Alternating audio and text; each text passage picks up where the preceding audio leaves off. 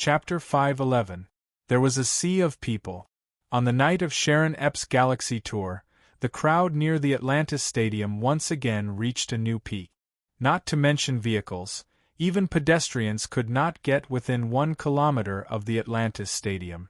Of course, the audience with concert tickets could follow the special passage opened by the staff and go all the way from the foot of the mountain to the front of the stadium. Sure enough, it was a good idea to ask Director Garrett. Lei Mingkai, who previously wanted to enter the Atlantis Stadium, stood in front of the stadium gate and looked at the sea of people at the foot of the mountain that could almost flatten the entire mountain. He could not help but sigh. Kai, you thought of using that big guy's interpersonal relationship in advance? White Cat Zero also saw the drama between Garrett, Mei Wang, and Yong. It just did not expect Lei Mingkai to use this relationship to get the concert ticket. No. That's what I thought of after the incident at the lake. At that time, Lei Mingkai did not think so far ahead.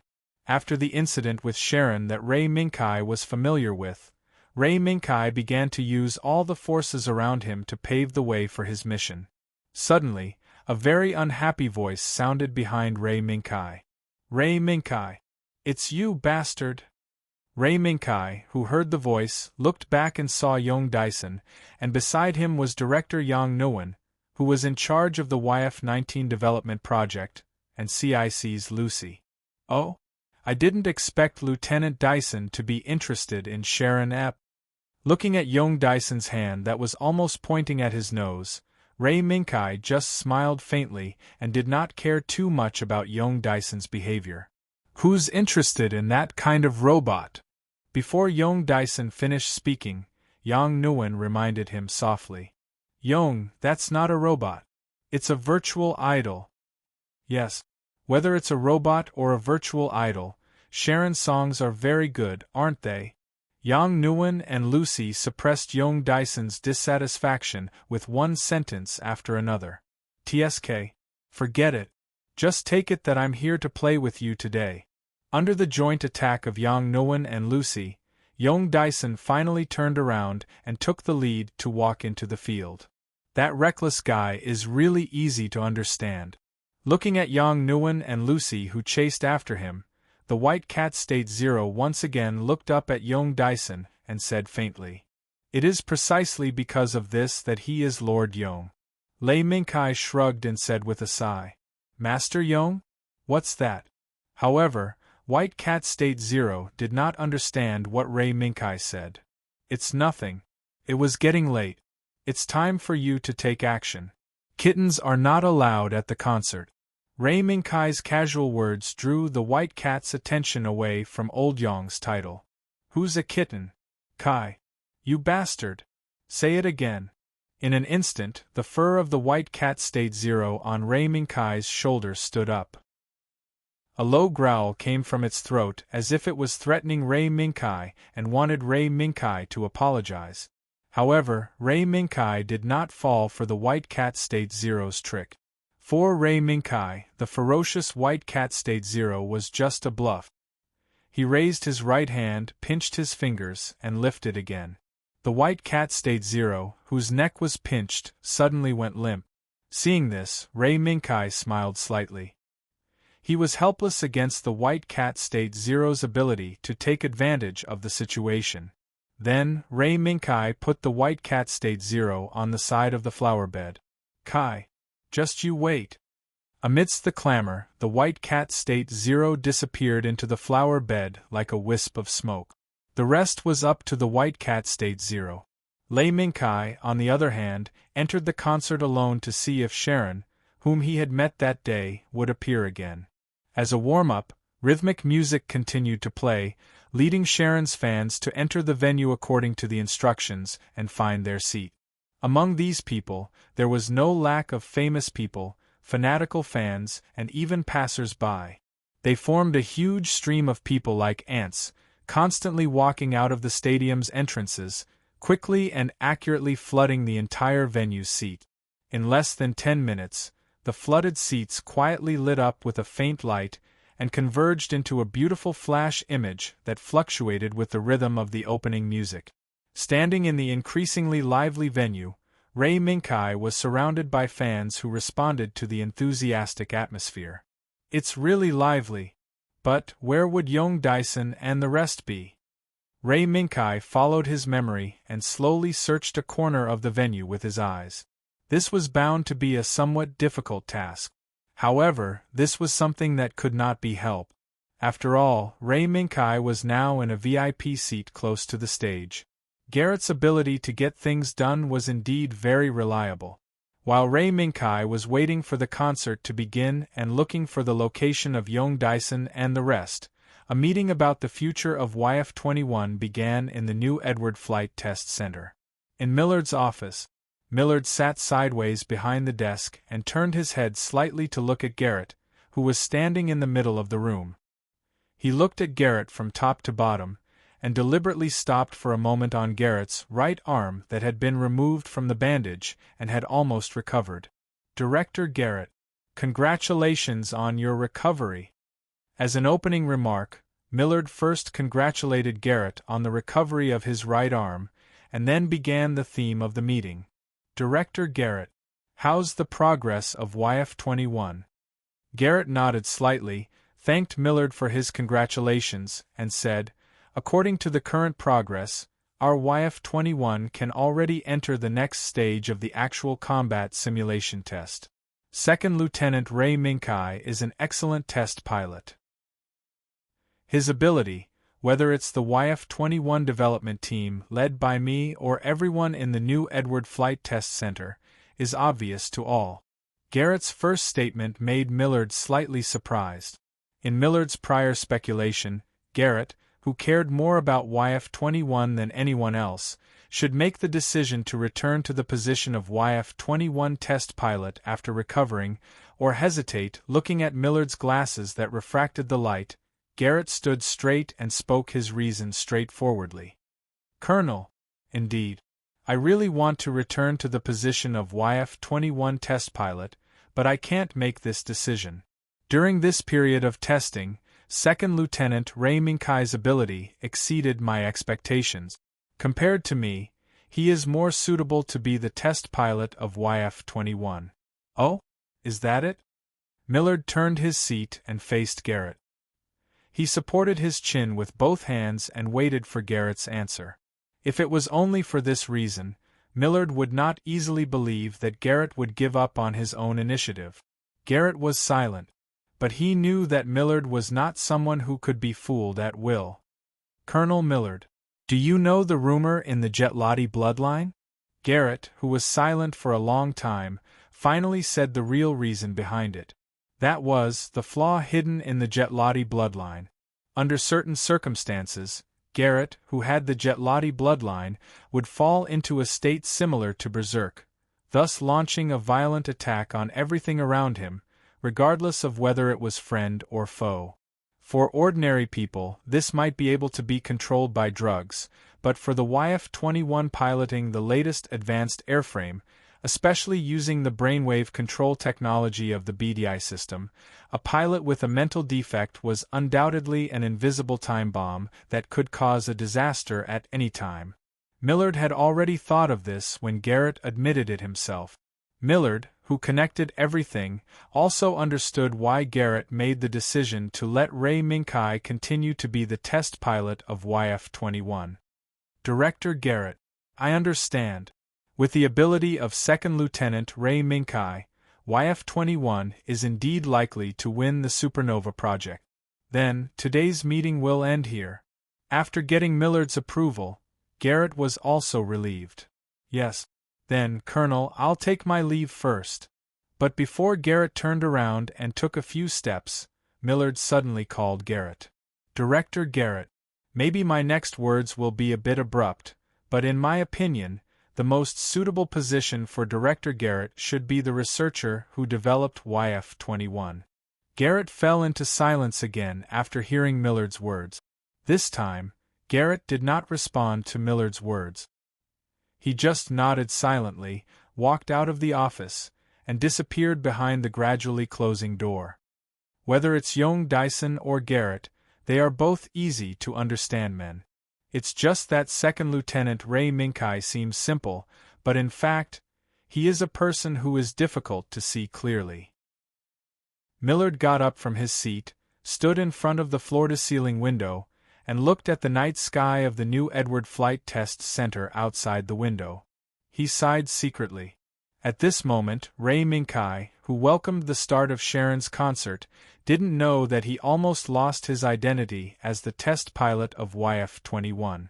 However, even if Ray Minkai noticed it, he probably didn't have time to pay attention. That was because Sharon had appeared. In the mysterious song, Sharon appeared in a deep sea. It was an illusory realm that resembled the legendary Sea of Origin. In the dreamland, Sharon appeared in the midst of a splash of water. However, the moment Sharon appeared on the stage, Ray Minkai could clearly sense that Sharon's gaze was focused on him. That was not the result of the program's guidance. It was also not caused by Beauty Wong's subconscious hidden behind Sharon's illusion. Instead, someone was manipulating everything behind Sharon's back. Vervian? The moment Ray Minkai and Sharon's eyes met, the name appeared in Ray Minkai's mind again. On the other side, the White Cat State Zero, who had successfully sneaked into the backstage of the venue, nimbly passed through the aisles and effortlessly found the destination. It's here. Nimbly following the pipe hidden in the ceiling, the White Cat State Zero arrived at the location of Sharon's mainframe. The condescending White Cat State Zero immediately noticed the woman it had seen before. She was Beauty Wong Fong Long, who was lying on a bed made of precision equipment. 3 red lights shone on her forehead, eyebrows, and fingers. This system? It's very similar to the BDI system developed by the big guy. As the golden eyes moved, the White Cat State Zero noticed the huge mainframe in the center of the venue. There was no doubt. There was no hesitation. The moment the White Cat State Zero's gaze landed on the mainframe, the White Cat State Zero understood that what it was looking for was there.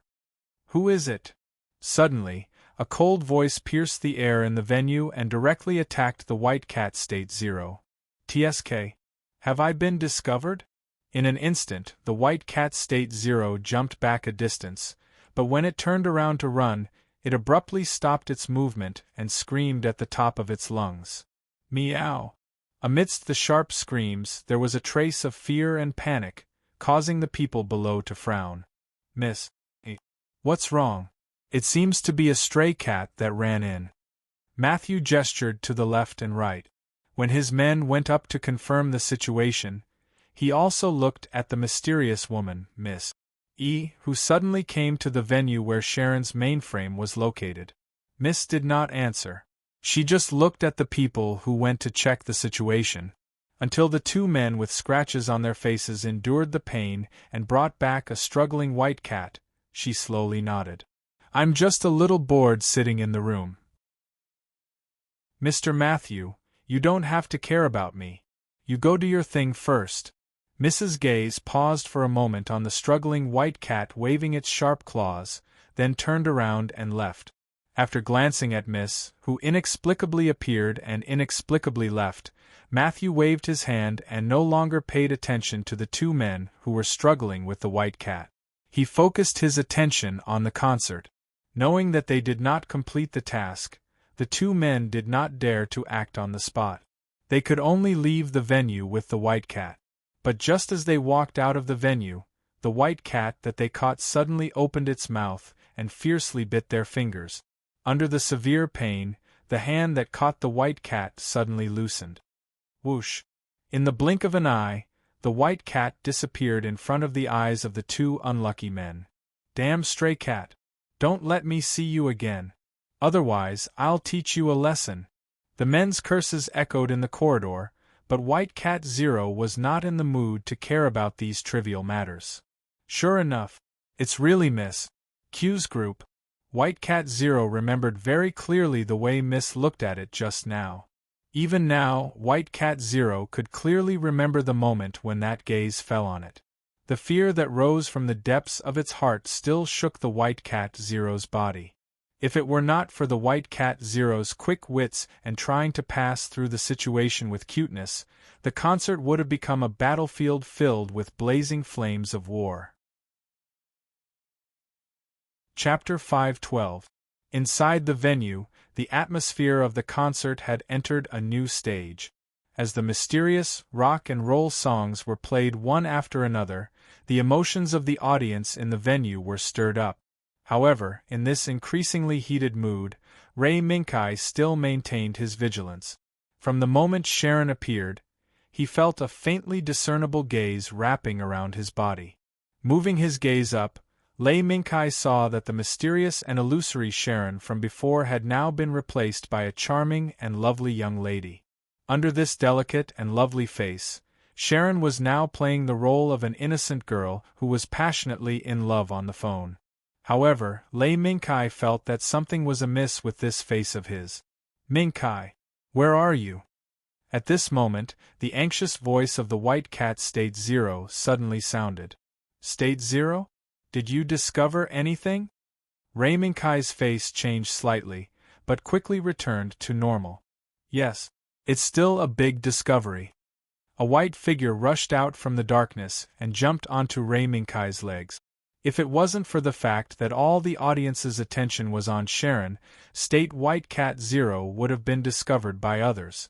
The golden eyes of the White Cat State Zero flashed with a nervous light, and its front paws revealed a trace of sharp cold light.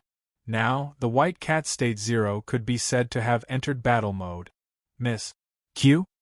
Ray Minkai knew that the only person who could make the White Cat State Zero put on such a posture was probably Miss Q or someone related to her. "No, it's not Miss Q.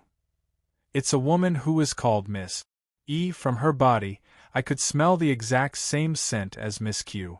Moreover, the mainframe known as Sharon Ep really does use technology related to fragmentation." While speaking, the White Cat State Zero turned its head and looked at the image of the delicate girl through the holographic projection above the venue. In other words, she to a certain extent is, however, before Ray Minkai could finish his words, Sharon Ep's image suddenly fluctuated.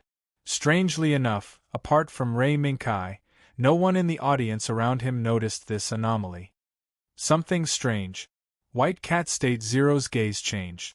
It immediately looked left and right, thinking that something unexpected had happened.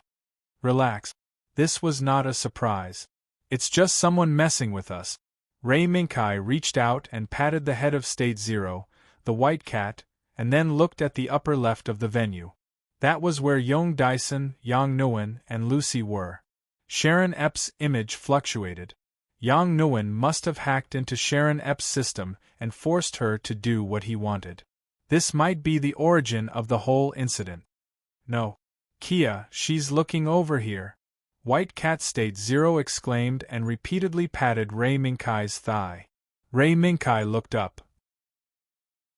Sharon Ep, who should have been controlled by Yang Nguyen, and turned her head to look at Ray Minkai, actually lowered her head to look at him. To be precise, Ray Minkai's gaze had already met Sharon's gaze. This unexpected situation made Yang Nguyen, who had personally hacked into Sharon Ep's system, extremely surprised. What's going on? Sha Lang should be looking over here." Yang Nguyen, who was very confident in his skills, could not believe what was happening in front of his eyes. The system that he had successfully hacked into was actually not listening to his instructions. What kind of situation was this? Yang Nguyen, who could not accept the fact, tried harder and gave out instructions again. This time, he succeeded. Sharon, whose back was facing Yang Nguyen and Yong Dyson, suddenly changed and looked at the area where Yang Nguyen and Yong Dyson were. Hey, what are you doing?" Yong Dyson was shocked and hurriedly turned his head to look at Yang Nguyen.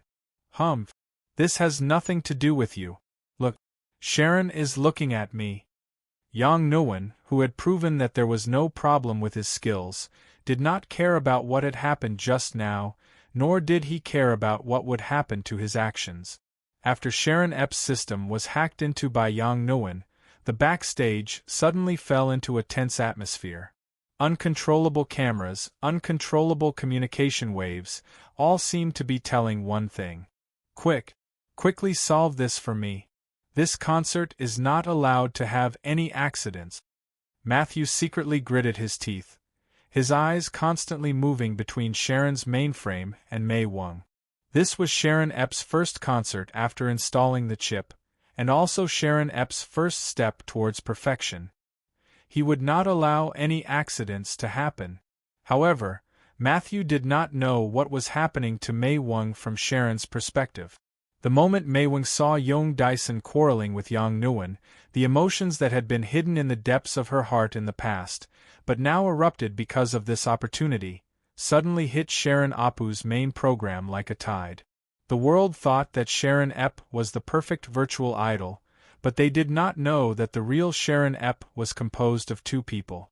First of all, the virtual image of Sharon Epp appeared in front of the world, but this image only had a singing program and lacked an emotional program. In order to make up for this lack, Mei Wang, as the emotional provider, appeared in front of the world as the person in charge of Sharon Epp's Galaxy Tour. Now, Mei Wang, who should have remained calm and provided emotional support for Sharon Epp, could not control her long-suppressed feelings and let them continue to churn in her heart. Huh! What's going on? Yang Nguyen shuddered and seemed to have realized that he was exposed to the camera, so he immediately turned off the control program. However, Sharon, who was in midair, did not return to normal as he expected. Instead, she continued to lower her head and look at a certain area below. This strange phenomenon made Yang Nguyen frown. This shouldn't be happening. Yang Nguyen's hands began to itch. Sharon's current performance was indeed unexpected. It was as if, the moment he stopped the program, Sharon suddenly had her own consciousness and looked in the direction she wanted to look. Director Yang, if we're discovered, we'll be arrested. After this interruption, the woman in the trio, Lucy, also came back to her senses. That won't happen. Before I crack Sharon, I won't be arrested. Not to mention being arrested. Yang Nguyen was very confident about this, and now, his interest was completely aroused. He really wanted to know Sharon Epp's true face now. Kai! In the midst of the song, there seemed to be a voice calling for Ray Minkai. However, before Ray Minkai could react, the holographic projection in midair suddenly changed. Psychedelic, seductive. The images related to these nouns were on the verge of appearing. The figure of Sharon, who had transformed into a mermaid, was separated by a distance, moving from the bottom to the top of the venue. Wherever he passed, the audience would be stunned and mesmerized by him. Her delicate hands were gently raised, full of faces eager for Sharon's comfort. At this time, Yang Nguyen, who finally couldn't hold back anymore, once again made a small move. Come on. Let me see your true face. Sharon, come here. Yang Nguyen, who was determined to have his own way, once again activated the control program, making this Sharon, who were supposed to patrol the entire venue, gather in front of him one by one. Among the overlapping figures, Sharon's body gently bent and swam toward Yang Nguyen. It's a success. Before the sound of surprise could be heard, Sharon's figure suddenly stopped. Then, with a wave of her beautiful fishtail, two figures once again appeared. One unswervingly swam toward Yang Nguyen and Yong Dyson's position. As for the other one, it quickly swam around the court and rushed toward the VIP seat. In the soft light, the mermaid Sharon who suddenly appeared came to the VIP seats and landed in front of Ray Minkai. Woo! A low warning sounded from White Cat State Zero's throat, but Ray Minkai pressed its head down. Don't be impatient. She means no harm. As Ray Minkai's gaze moved, he saw an unexpected scene. Sharon, who was supposed to give Yong Dyson a romantic calamity, turned into fragments in a stream of light, leaving only the figure in front of him now. The mermaid, who seemed to have walked out of a marine myth, gently bent her body and circled around Ray Minkai. Then, she reached out her hands and cupped Ray Minkai's face. But before the next thing happened, the music suddenly changed, and the mermaid Sharon disappeared in front of Ray Minkai's eyes. The audience didn't have a trace of regret for Sharon's sudden disappearance, but was once again attracted by Sharon's reappearance. They didn't know what had happened backstage, and they didn't want to know. Because in their eyes, Sharon was still beautiful and charming. The audience was willing to indulge in Sharon's singing, unable to extricate themselves. The singing program is back to normal, the data is stable. Miss Maywung's physical data is normal, there are no abnormalities. The staff reported a series of normal reports, but their foreheads were covered in sweat. Finally, they slowly breathed a sigh of relief. Just now, Sharon Epp, who was supposed to perform according to the scheduled program, suddenly experienced a program malfunction. Not only did the huge data suddenly become chaotic, even Maywung, who was the emotional provider, was affected. But in the midst of this misfortune, Sharon Epp's performance was still normal, which was a great blessing. Hurry up and maintain the stability of the performance program. After the performance, immediately conduct a major inspection. Matthew reached out and pushed his glasses so that others wouldn't see his anxious gaze. Sharon Epp's sudden accident caught Matthew off guard. According to the scheduled program, even if Sharon had the mysterious chip installed, such a major malfunction would not occur. This was something that Matthew had also been assured by Miss E. But what happened? Mr. Matthew. Miss E once again mysteriously appeared in the backstage. Sharon's data became chaotic again, but it has returned to normal now. Miss E, this concert can be completed smoothly. Matthew nodded and said calmly, "Is that so? But I think that lady needs to rest. The impact of the chip is not something that ordinary people can bear." Miss E's words made Matthew frown slightly. "I understand. After the concert, I will let Miss Maywung have a good rest. Thank you for your concern, Miss E. Okay. Then we will take our leave first." Until the end of the performance, Sharon didn't act strangely like before. This made Ray Minkai and White Cat Zero puzzled. State Zero, can you feel the presence of the fragment? Standing outside the stadium, Ray Minkai looked at the special passage that was isolated and guarded by the staff. "No, I can't feel it. It seems to have been hidden by someone." White Cat Zero was silent for a while, then shook its head. "Is the trail broken? But there is still a chance. Let's go." The next day, Young Dyson, who had finished dressing, stood at the entrance of the hangar and made gestures unique to pilots during flight simulation. He gestured the possible maneuvers that could be done next. After gesturing for a while, Young Dyson saw Ray Minkai, who had also changed into a pilot's suit. "Kid, it's not too late to admit defeat. Today was the day that YF-19 arrived." Young Dyson, who had been following YF-21 for a long time, could not wait to pilot the legendary new aircraft. "Is that so?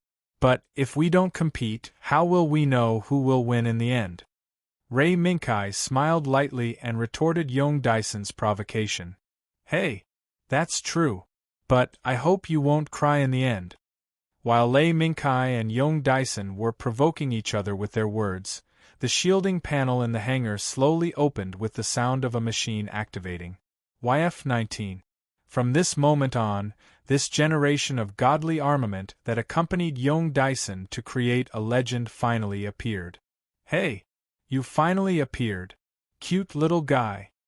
Young Dyson raised his hand to touch the smooth armor of YF-19 and turned to look at Ray Minkai, who was leaning on the side of the hangar entrance.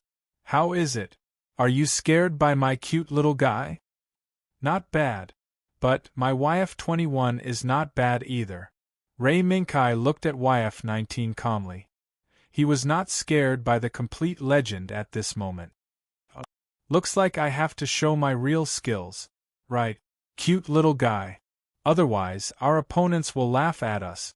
In the roar of the engine, Young Dyson and YF-19, who had obtained the permission to take off, soared into the sky, like a sharp sword that could split the sky, and rushed into the deep space outside the atmosphere. Second Lieutenant Ray Minkai. We will enter runway 03 and take off 180 seconds after YF-19 took off. The test mission this time is a maneuver test, do you understand? Looking up at YF-19, that rushed into the clouds at an extremely fast speed, Ray Minkai's headset also sounded with Garrett's voice. Maneuver test? Is this a show of strength? Thinking of the amazing space painting that young Dyson was likely to do next, Ray Minkai smiled helplessly. Garrett, even if he lost the qualification to pilot YF-21 now, it was inevitable that he would fall into a situation of comparing himself with his love rival. What should Ray Minkai do? Chapter 513. The moment the YF-19 took off, it went straight into the sky. In just 48 seconds, it had reached its power limit. Such a powerful acceleration performance was beyond young Dyson's imagination. It had even left his VF-11 far behind. With such a powerful acceleration performance, even if he encountered the YF-21, it would not be inferior. Recalling the YF-21 that used its performance to show off in front of him, young Dyson's heart was burning with passion. He couldn't wait to compete with the YF-21. In the edge area between the atmosphere and space, the YF-19 turned off its thrusters and allowed the gravity of the planet to pull the fuselage back from the edge of the atmosphere. Moreover, young Dyson boldly allowed the YF-19 to freely rotate its fuselage under the attraction of gravity. After the nose of the fuselage was completely pointed to the ground below, young Dyson had a carefree smile on his face. He pushed with his left hand and the turned-off propulsion engine was turned on again, giving the YF-19 a powerful thrust again. This is really unbearable, little cutie. Feeling the powerful thrust of the YF-19, young Dyson's mood became more and more carefree.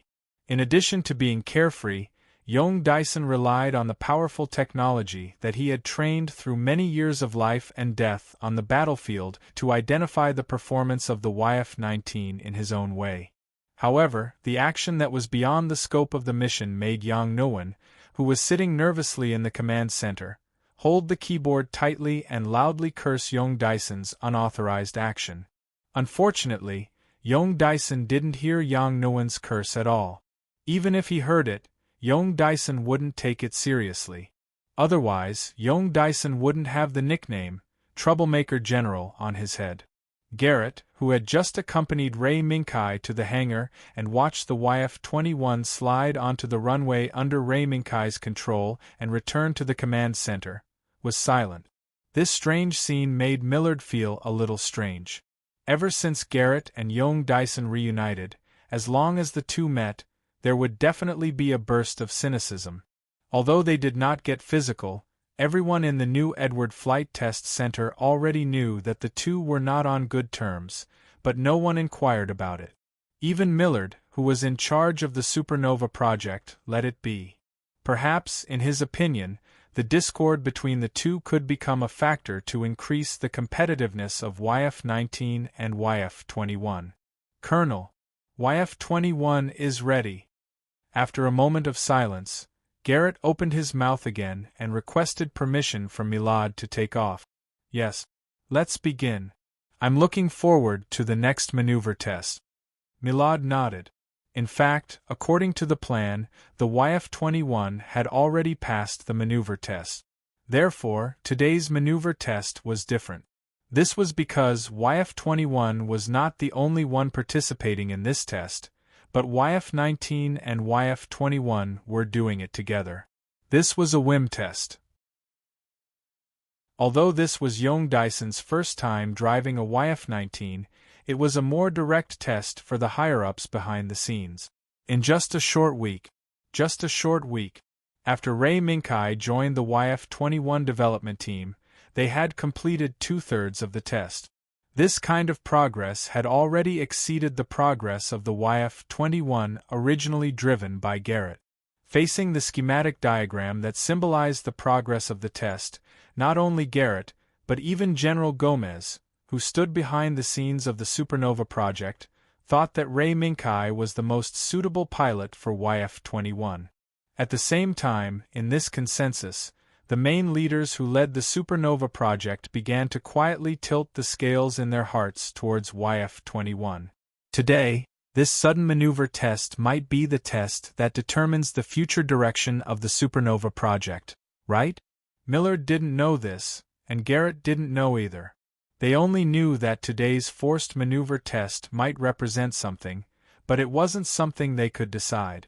Young Dyson's shouts continued to come from the communication channel. Every time it sounded, the power in Yang Nguyen's hands would tighten by half, and his mind would be tense. He was scared. Since YF-19 participated in the supernova project, it had gone through 4 pilots. Before these pilots became YF-19's test pilots, they all had extremely high ratings in their respective fleet. However, such excellent pilots had no choice but to be defeated. They either ended up crippled or dead on the spot. Now, seeing Young Dyson's crazy approach, Yang Nguyen suddenly felt despair. That beast! What the hell is he doing?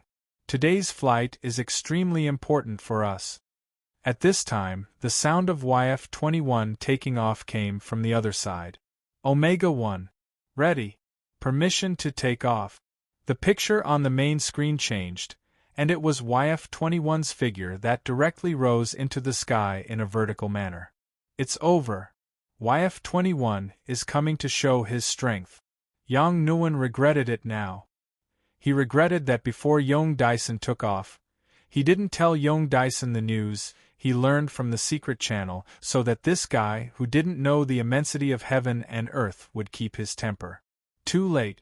Too late. Everything was too late.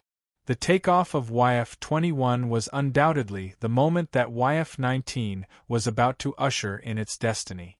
However, Ray Minkai, who was sitting in YF-21, didn't have these messy thoughts. His current idea was to use all his strength to have a memorable flight with Young Dyson. YF-21. Altitude 38,000, about to converge with YF-19. The high-precision tracking camera installed especially for the supernova project firmly locked onto YF-21's figure, and the distance between it and YF-19 was displayed at the bottom right of the screen. Millard nodded and picked up the walkie-talkie from the table next to him. Omega 1, let's go. Altitude 40,000. When Millard's voice sounded in the communication channel, YF-21 had already reached the scheduled airspace. The ground below had turned into an arc, and the blue sky had also turned grayish-blue. Even at a higher altitude, a huge painting had appeared in front of Lei Minkai. Dragonbird? While feeling refreshed by the super performance of YF-19, Young Dyson was yelling while piloting this new type of airframe for the first time. He completed a picture of a bird unique to Eden in this sky, a huge bird with a wingspan of 20 meters after reaching adulthood. Right now, only the finishing touch was left. However, in the next second, YF-21, which rushed high in the sky, flipped and rushed down toward the Dragonbird cloud below. The scene of YF-19's sharp turn and fall just now reappeared, but this time it was done by YF-21. Moreover, under the powerful performance of YF-21's wings made of flexible units that could be bent at will, YF-21, which folded down its wings, suddenly transformed into a high-speed rocket into orbit.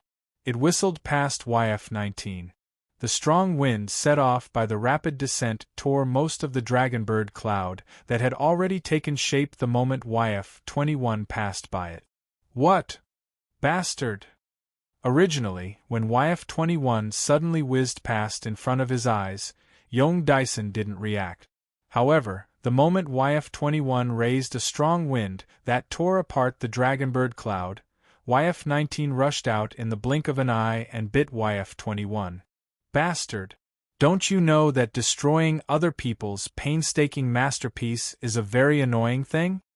YF-21 and YF-19, one in front and one behind, kept passing through the sky. Even though Lei Minkai couldn't see Young Daishuan's face, He could tell from Yong Daishuan's voice that Yong Daishuan was furious. What an easy man to understand. Under the helmet, the corners of Ray Minkai's mouth curled up slightly. The BDI system, which had been deeply integrated with Ray Minkai, immediately reacted to Ray Minkai's brainwave. The YF-21 raised its nose and used a rolling maneuver to avoid the YF-19 that was closely following behind it. Bastard! Don't think that this kind of little trick can win against me. A simple roll wouldn't make Yong Daisen fall for it.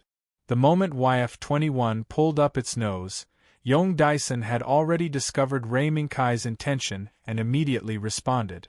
In other words, he used the same roll to fight back against Ray Minkai and his YF-21. However, Ray Minkai didn't seem to have a roll war with Yong Daisen. Instead, he pulled up the nose again, and then after a half roll, he suddenly exploded with speed and quickly flew away from Yong Daisen's eyes. Anger was anger, but in this short period of time, Yong Daisen finally understood Ray Minkai's strength. Even if Yong Daisen had YF-19 now, he would still be able to fight with Ray Minkai with full spirit. This discovery not only didn't make Yong Daisen feel surprised, it even made him feel like he had met his match. Thinking of this, Yong Daisen was so angry that he laughed, but his heart calmed down instead. You really are a bastard. You still want to provoke me, kid. You're looking down on me too much.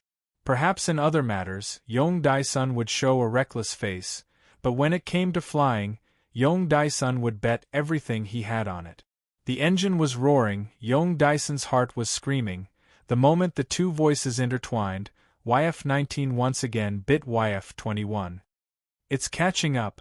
The eyes under Ray Minkai's eyelids slowly moved, and an image was formed in his mind. YF-19, which was once again biting YF-216, suddenly appeared. A trace of a smile appeared as Ray Minkai's mouth curled up, and YF-21, which was flying in front, suddenly turned into G-form. The sudden increase in wind resistance suddenly caused YF-21's speed to sharply decrease. Once again, relying on the resistance brought by the wind resistance, YF-21, which had turned into G-form, reversed its attack and defense, allowing YF-19, which was following closely behind, to rush to the front. However, Ray Minkai's little trick had already been seen through by the energetic Yong Daisen. Using all these little tricks, in the blink of an eye, the moment YF-19 passed YF-21, YF-19's G-form appeared. Without hesitation, as if there was some kind of tacit understanding, when the two new airframes reduced their speed in G-form, both sides raised their hands, intending to aim at each other. But in the next moment, they changed from their G-form back to their high-mobility form. They burst out with full speed and rushed into the sky in a vertical climbing posture. Moreover, while they were climbing rapidly, YF-21 and YF-19 were actually trying to use the rolling maneuver to put each other in their crosshairs. Looking up from the new Edward Flight Test Center on the ground, 4 white tracks were constantly circling and climbing, just like the mythical world tree that extended toward the supreme sky. In a short period of time, the two newest fighter jets, under the control of the pilots on both sides, made such dazzling and gorgeous maneuvers that made people sweat. The entire new Edward Flight Test Center once again fell into the moment when Ray Minkai piloted YF-21 and broke Garrett's speed record. So gorgeous! Sitting in CIC's seat, the blonde freckled Lucy felt that she was about to be fascinated by the gorgeous maneuvers displayed by YF-21 and YF-19 when they worked together. While she was fascinated with a woman's powerful sixth sense, Lucy seemed to have noticed that something was wrong. The two people fighting in the sky did not seem to have the murderous aura that she had imagined. It felt like they were cooperating. Lucy, who was frightened by her own thoughts, frowned. Then, she raised her hand and pressed the button that controlled the switching of the tracking camera back and forth. Finally, she saw a shocking scene. Everyone, look! The image of the third tracking camera. Under Lucy's control, the image on the main screen switched and shrank several times in a row.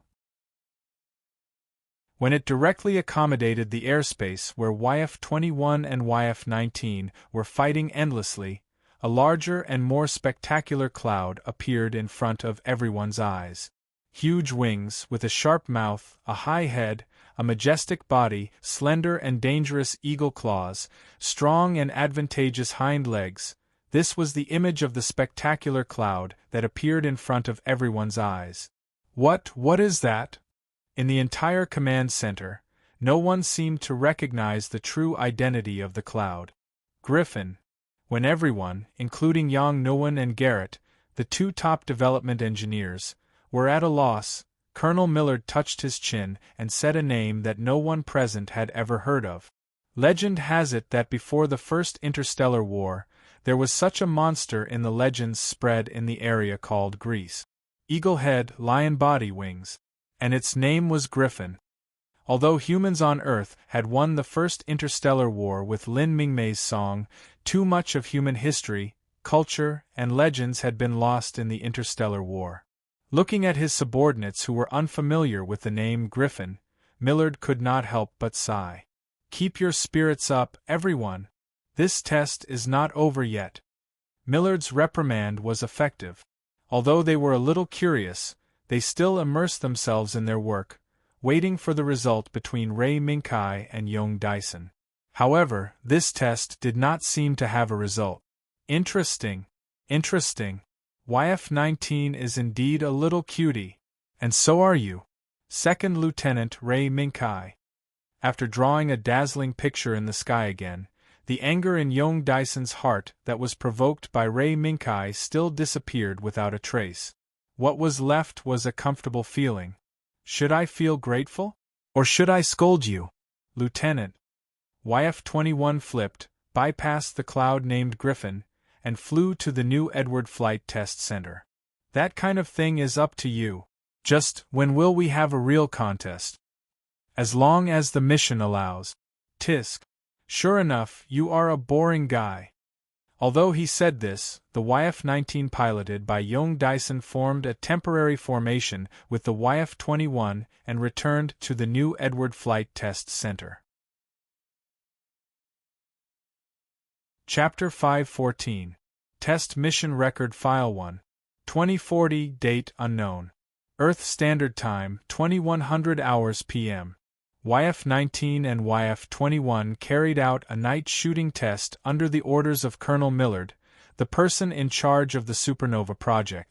After a fierce competition, the YF-19 and the YF-21 passed the night shooting test by hitting all the targets. Test Mission Record File 2. 2040 Date Unknown. Earth Standard Time 7 o'clock a.m. YF-19 and YF-21 once again carried out the obstacle shooting test. In the simulated city built by the engineers in the depths of the desert within half a year, YF-19 obtained all fixed targets, 99% moving targets, and 1 accidental kill.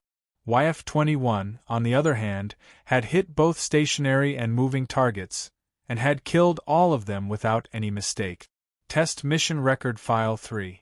2040 Date Unknown. Earth Standard Time 1300 hours a.m. The weather was clear, the altitude was 35,000.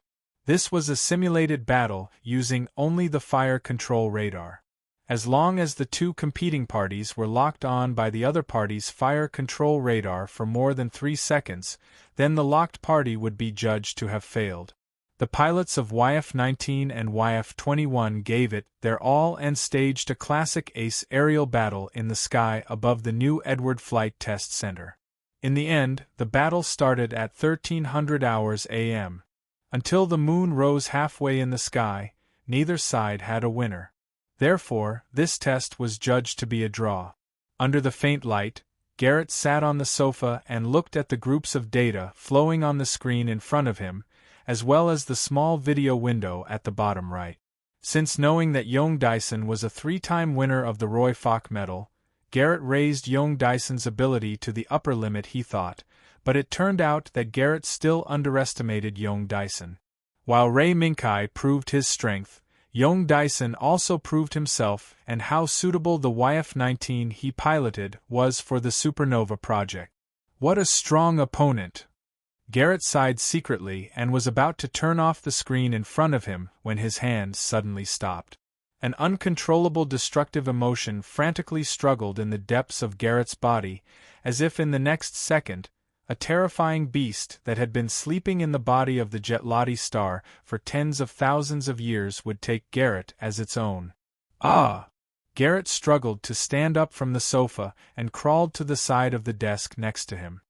He used all his strength to raise his trembling right hand and tried to open the drawer that was close at hand and could be easily opened normally. However, Garrett, who was constantly being ravaged by the destructive emotions, could not resist the destructive emotions that came faster and more violently than usual, even though his eyes were red and he kept gritting his teeth. Ah! Suddenly, he clenched his trembling right hand into a fist and slammed it on the desk. Boom! Zila! Under the fierce force, the desk was suddenly torn apart by a burst of electric light. Moreover, in the broken desk, the bottle containing the medicine to suppress Garrett's destructive emotions was quietly rolling on the ground.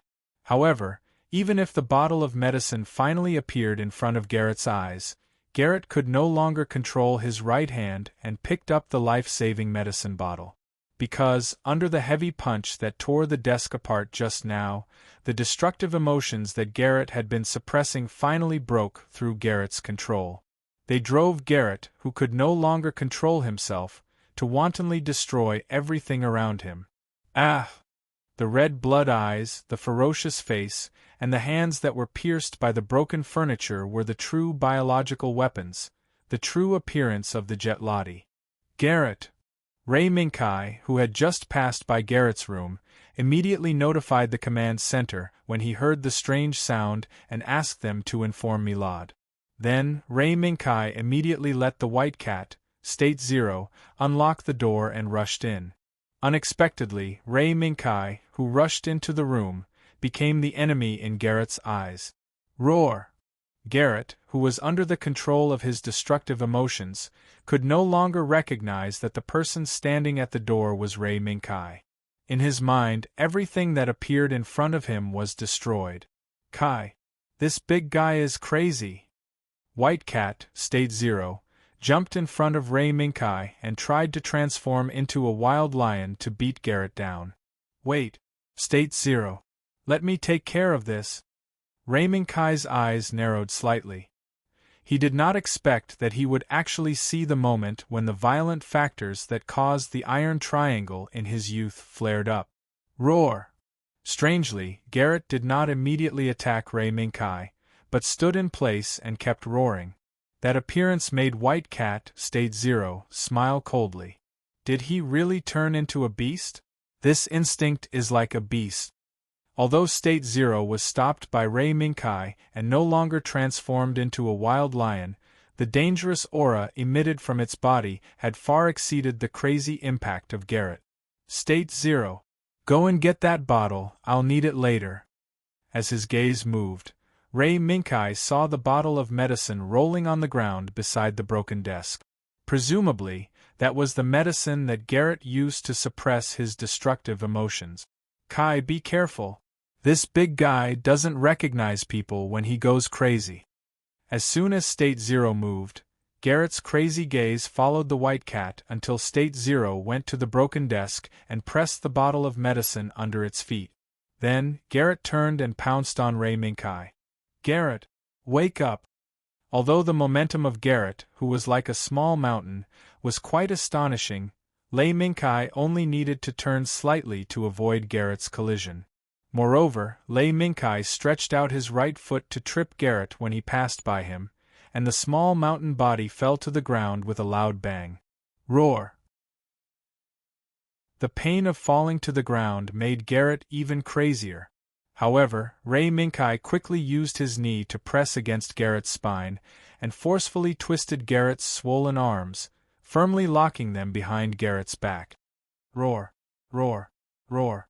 Even if Ray Minkai pressed him to the ground, the crazy Garrett was still struggling, and the strength of his struggle was getting stronger and stronger. State Zero. Quick! Coming! White Cat State 0 waved its front paw, and the cap of the medicine bottle was sent flying. In the blink of an eye, several pills flew into Garrett's mouth under the White Cat State 0's paw. Sorry, Director Garrett, but even if the pills were sent to his mouth by White Cat State 0, Garrett was still struggling crazily and had no intention of swallowing them. Seeing this, Ray Minkai, while ensuring that he could suppress Garrett, stretched out his right hand and forced Garrett to swallow the medicine that suppressed his destructive emotions. The medicine was effective. After Milad and the others who had just heard the news came here, the crazy Garrett had already fallen into a deep sleep under the effect of the medicine. Berserk factor? Sigh, it seems that my guess came true. Looking at Garrett being carried away by the medical staff, Milad sighed secretly. Second Lieutenant Ray Minkai. It's all thanks to you.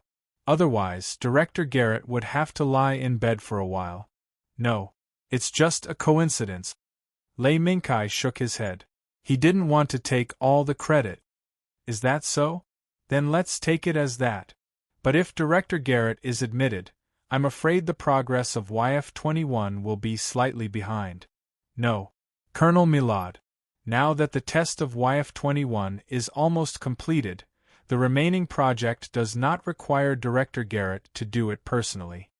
Seeing that Milad intended to postpone the test of YF-21, Ray Minkai immediately voiced his thoughts. And? Milad pondered for a moment, then nodded. Fine. No matter what, we need to see Director Garrett's results before making a decision. After that, Milad reached out and patted Ray Minkai's shoulder, then turned and left behind the medical team. Looking at Milad's back, White Cat State 0 pondered for a moment. Kai, don't you think there's a hidden meaning in this person's words? And it should be time for the supernova project to be terminated.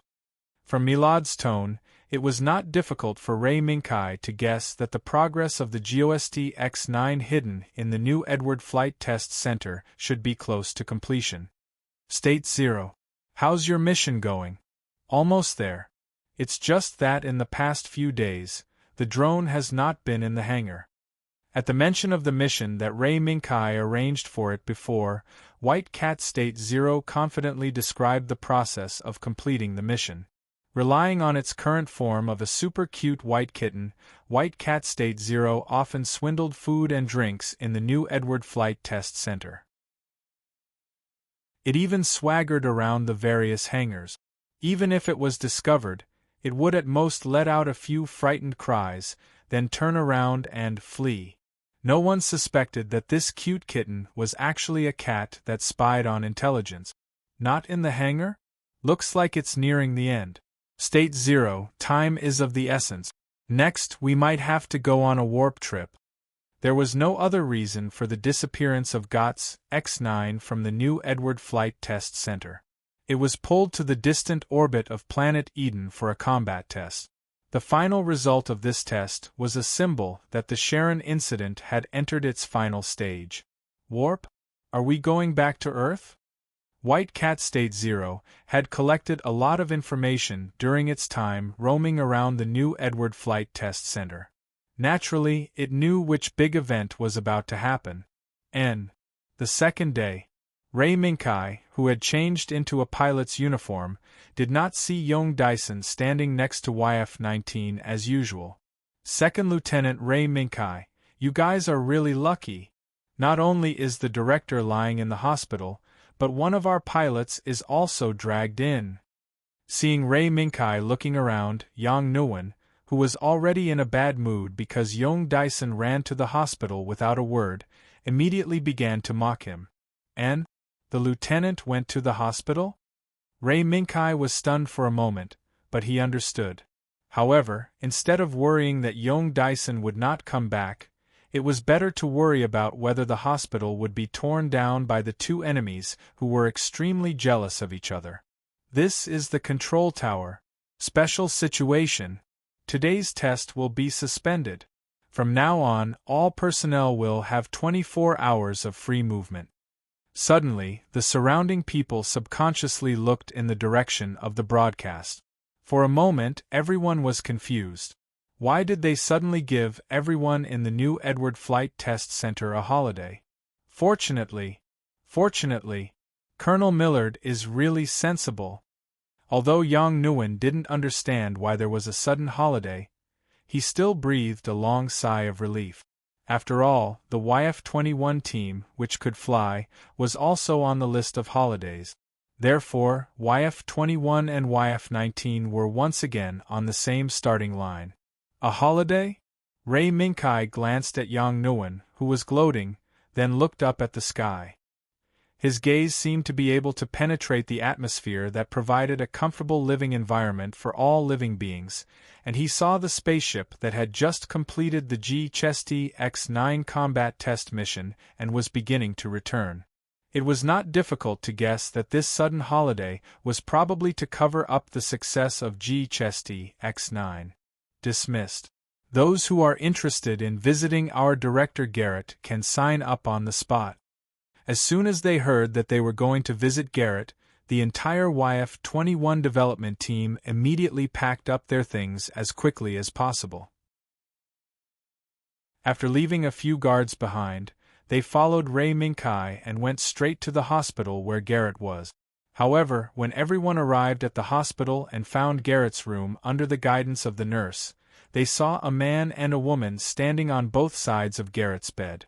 Seeing this, everyone looked at each other for a while before pushing Ray Minkai out. "You bunch of heartless bastards!" Ray Minkai cursed in a low voice, then walked to the door of the ward and looked around.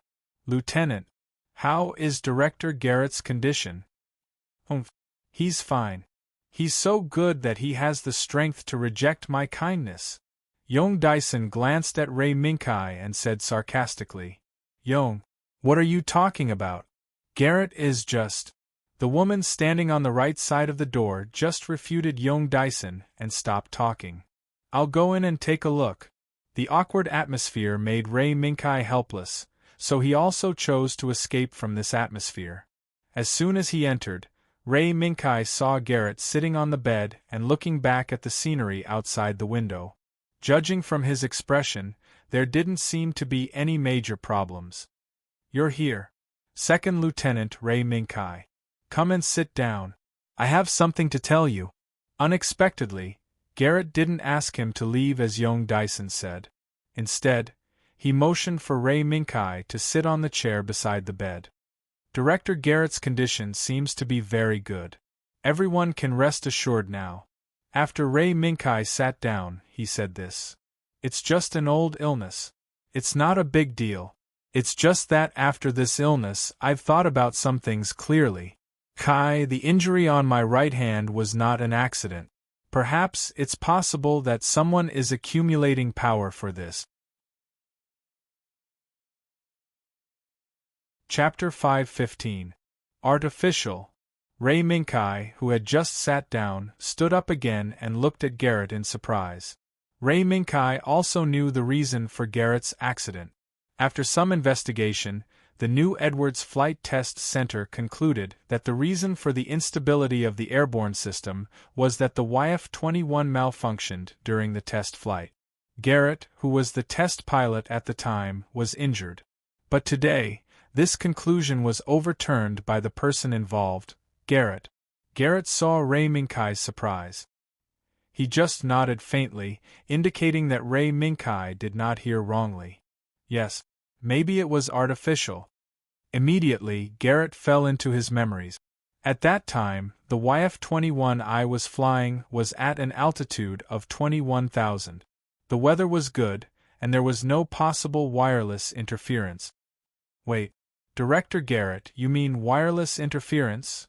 With just a short sentence, Ray Minkai had already realized what Garrett would say next. Yes, wireless interference. Sure enough, Garrett admitted this. I remember that I had just finished communicating with the control tower before the mission. When I was about to start the mission, the YF-21 lost control. No, to be precise, the BDI system suddenly disconnected from me. This is the conclusion of the new Edward Flight Test Center for that accident, isn't it? Although Garrett's words were somewhat inconsistent, overall, it was still generally consistent with the conclusion given by the New Edward Flight Test Center. Yes, that's right.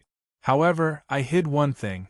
Second Lieutenant, if you continue the YF-21 test mission, I'm afraid you will encounter the same accident.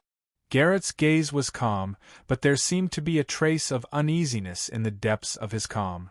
What kind of accident was it? Director Garrett, you? I'm afraid it has something to do with this? Ray Minkai was a little confused and slightly gestured outside the door.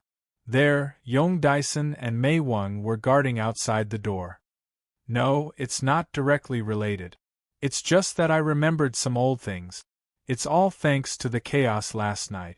When Garrett said this, he was lonely. However, within this loneliness there was also a sense of guilt. As soon as he saw Garrett's appearance, Ray Minkai already knew why Yong Dyson and Mei Wang were kicked out of the ward. Perhaps, during last night's violence, Garrett had already recalled the upheaval that led to the disbanding of the Iron Triangle. These are no longer worth mentioning. Second Lieutenant Ray Minkai. Listen. Garrett had no intention of continuing to sink into the past. His mind was now more focused on the accident that caused him to lose the YF-21 test pilot qualification. When the BDI system disconnected from me, I heard a noise. Garrett's brows gradually furrowed, as if he was trying hard to recall the voice he had heard. However, no matter how hard Garrett tried, he couldn't remember the meaning behind the sound. The only thing he knew was that this sound could be the real culprit behind the disconnection of the BDI system. I can't remember the content of the voice clearly, but I'm sure it was a melody, a piece of music. As soon as Garrett's words came out, Ray Minkai's mind suddenly trembled. The failure of the BDI system, as well as the music and singing, these several factors superimposed together, had already pointed to a certain existence. That was Sharon Epp. If the previous accident of YF-21 was blamed on Sharon Epp, then it meant one thing. The fragment installed on Sharon Epp's mainframe was earlier than Ray Minkai expected. Long before it came to Eden, it began to control the same kind around it. BDI system Ghost X9. I'm afraid it has been invaded by Sharon Epp. Ray Minkai did not speak, but raised his gaze and looked straight into Garrett's eyes. At this moment, the two sides did not need to speak, just a glance was enough to know what the other party meant. Then, I'll go first. Director Garrett, leave the test flight of YF-21 to me. And I'm counting on you. Second Lieutenant. Garrett nodded and watched Ray Minkai leave, no longer paying attention to Yong Dae-sun and Mei Wang who were guarding the door and trying to enter the room. Let's end the mistake of that year. Outside the door, Ray Minkai had just dismissed the people who came to visit Garrett, and Yong Dae-sun came to find him. Hey, Ray Minkai. How is Garrett now? That bastard won't let me in, so what if he's sick? Yong, don't talk too much. Garrett may be too tired and doesn't want to see guests. Mei Wang, who came over later, quickly persuaded Yong Dae-sun. But she didn't know that when she came over, Ray Minkai had been looking at her. Mei Wang Fong Long Sharon Epp's agent, and also her emotional provider. The identity of the agent was well known, but the identity of the emotional provider was a secret that only Sharon Epp's team knew. Ray Minkai, who suddenly opened this secret, caught Mei Wang off guard and stunned for a moment. You bastard! What are you talking about? Yong Dae-sun was somewhat puzzled, but he, who was reckless by nature, chose the most direct way, which was to grab Ray Minkai and force him to tell the truth. Calm down, Lieutenant. This is a matter between the two of you. I have no intention of getting involved.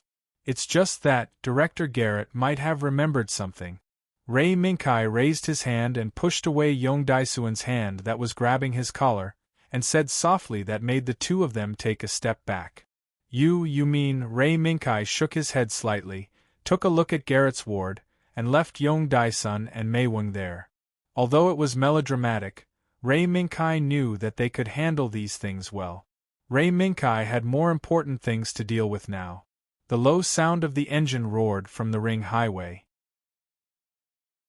The car carrying Ray Minkai sped along the highway, heading straight towards the Atlantis Stadium on the island in front of the big waterfall. Is there any use for you to rush over now?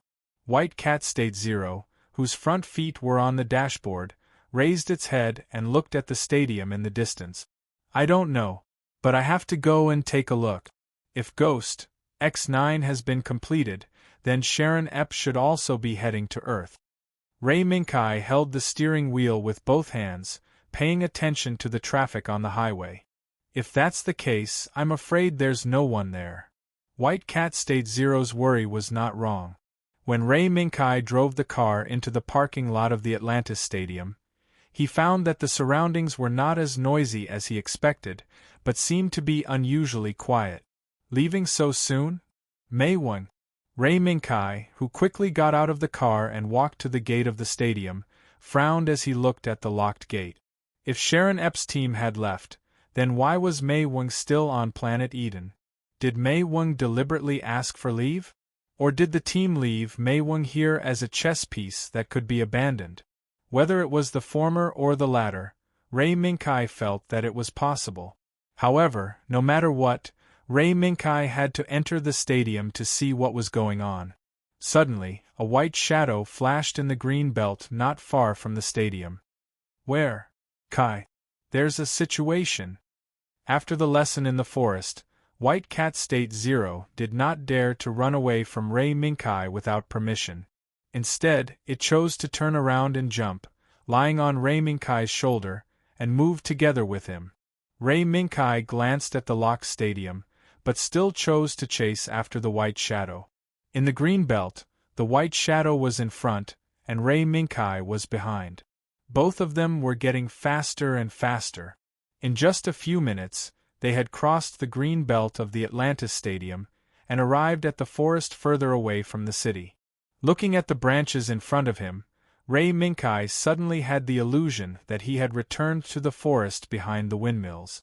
Would he once again see the neatly arranged Soth's mechanical beasts and his comrades who had died in the Abyss invasion if he lifted the branches in front of him? Kai. She's right behind this tree. White Cat State Zero raised its head and stared at the lush green branches and leaves in front of it. Ray Minkai paused for a moment, but still reached out and lifted the branches in front of him. The lake again. At the moment when the branches were lifted, under the bright sunlight, Ray Minkai saw a familiar lake, and a white figure standing by the lake. You haven't left yet? Sharon Epp. Even though he had doubts in his heart, Ray Minkai only asked this one sentence. Left. The white figure trembled slightly, as if waiting for something. My knight is here. Why should I leave? You're not Vermilion. Sharon Epp. The white figure once again regarded Ray Minkai as her knight, but Ray Minkai still mercilessly denied this statement. How cold. Kai, my knight. If I'm not Vermilion, then who am I? The white figure stretched out her right hand and pointed at herself. Is it her? Is it her? Or is it her? In the midst of the questions, the white figure's appearance kept switching back and forth between a mermaid, a short-haired girl next door, a noble and holy goddess, a majestic queen, and an elegant princess. In the end, her appearance even changed to that of Mei Wang. Or am I her? A pitiful human woman. She clearly loves one person, but she likes another person. Ray Minkai stared at the white figure in silence, constantly changing his appearance. Even if at some point, the white figure's appearance changed to that of Princess Vermilion, who had died in the Abyss invasion, she was unmoved. You're Sharon Epp. It's a virtual program created by humans. No. Ray Minkai's cold words suddenly provoked the white figure. The white figure kept shaking, as if it was a human's behavior when they were angry. I am. Suddenly, the white figure's voice became distorted, and even the clear outline and appearance became blurred. In the blink of an eye, the white figure disappeared in front of Ray Minkai. However, the moment she disappeared, Ray Minkai heard such a sentence. Earth, there are more people on Earth, and they will know who I am. the white cat stepped on the green grass under its feet and came to the place where the white figure stood just now. It raised its head and looked at the sky above. She's gone, Kai. But she's waiting for us on Earth. But the white cat state zero shook its head and looked back at Ray Minkai. No, Kai. She didn't leave obediently. At this moment, a hurried ringtone suddenly sounded. It's me. Please speak. Ray Minkai took out the communication device from his pocket and opened it to respond to the message from the other end of the communication channel. Second Lieutenant Ray Minkai. This is the control tower. Now our new Edward Test Flight Center is under attack. Please return to the base immediately. Please return to the base immediately. The anxious voice from the other end of the communication channel made Ray Minkai's gaze freeze. Even behind this voice, Ray Minkai heard some explosions. I got it. Return immediately. Give me 5 minutes. Ray Minkai quickly responded and cut off the communication on the spot. State Zero. Understood. The white cat State Zero jumped and transformed into a wild lion. Come up, Kai. 3 minutes. Ray Minkai gave 5 minutes, but the wild lion State Zero gave a shorter time. In the blink of an eye, the steel lion rushed into the forest and quickly returned to the desert where the new Edward Test Flight Center was located. At this time, the new Edward Test Flight Center was under attack from an unknown source. Have you contacted them? Millard stood in the command center and looked at the sky that was already burning with war. It was a group of enemies of unknown origin. Whether it was the information shared by the people of planet Jetlati or the Earth's own information system, there was no such enemy. In just a few minutes, they had already occupied more than half of the new Edward Test Flight Center's airspace. If it were not for the Air Force stationed at the new Edward Test Flight Center to fight back, the new Edward Test Flight Center's airspace would be under the enemy's control. We have contacted them. First Lieutenant Yong Dyson and Second Lieutenant Ray Minkai will return in 5 minutes. The CIC quickly responded to Millard's inquiry and finally gave a piece of bad news. Colonel, but 3 minutes ago, our new Edward Test Flight Center lost contact with the fleet stationed in the synchronous orbit of planet Eden. Communication interference. It seems that the enemy came prepared. But why did they interfere with the new Edward Test Flight Center's communication after Yong Dyson and Ray Minkai issued the recall order?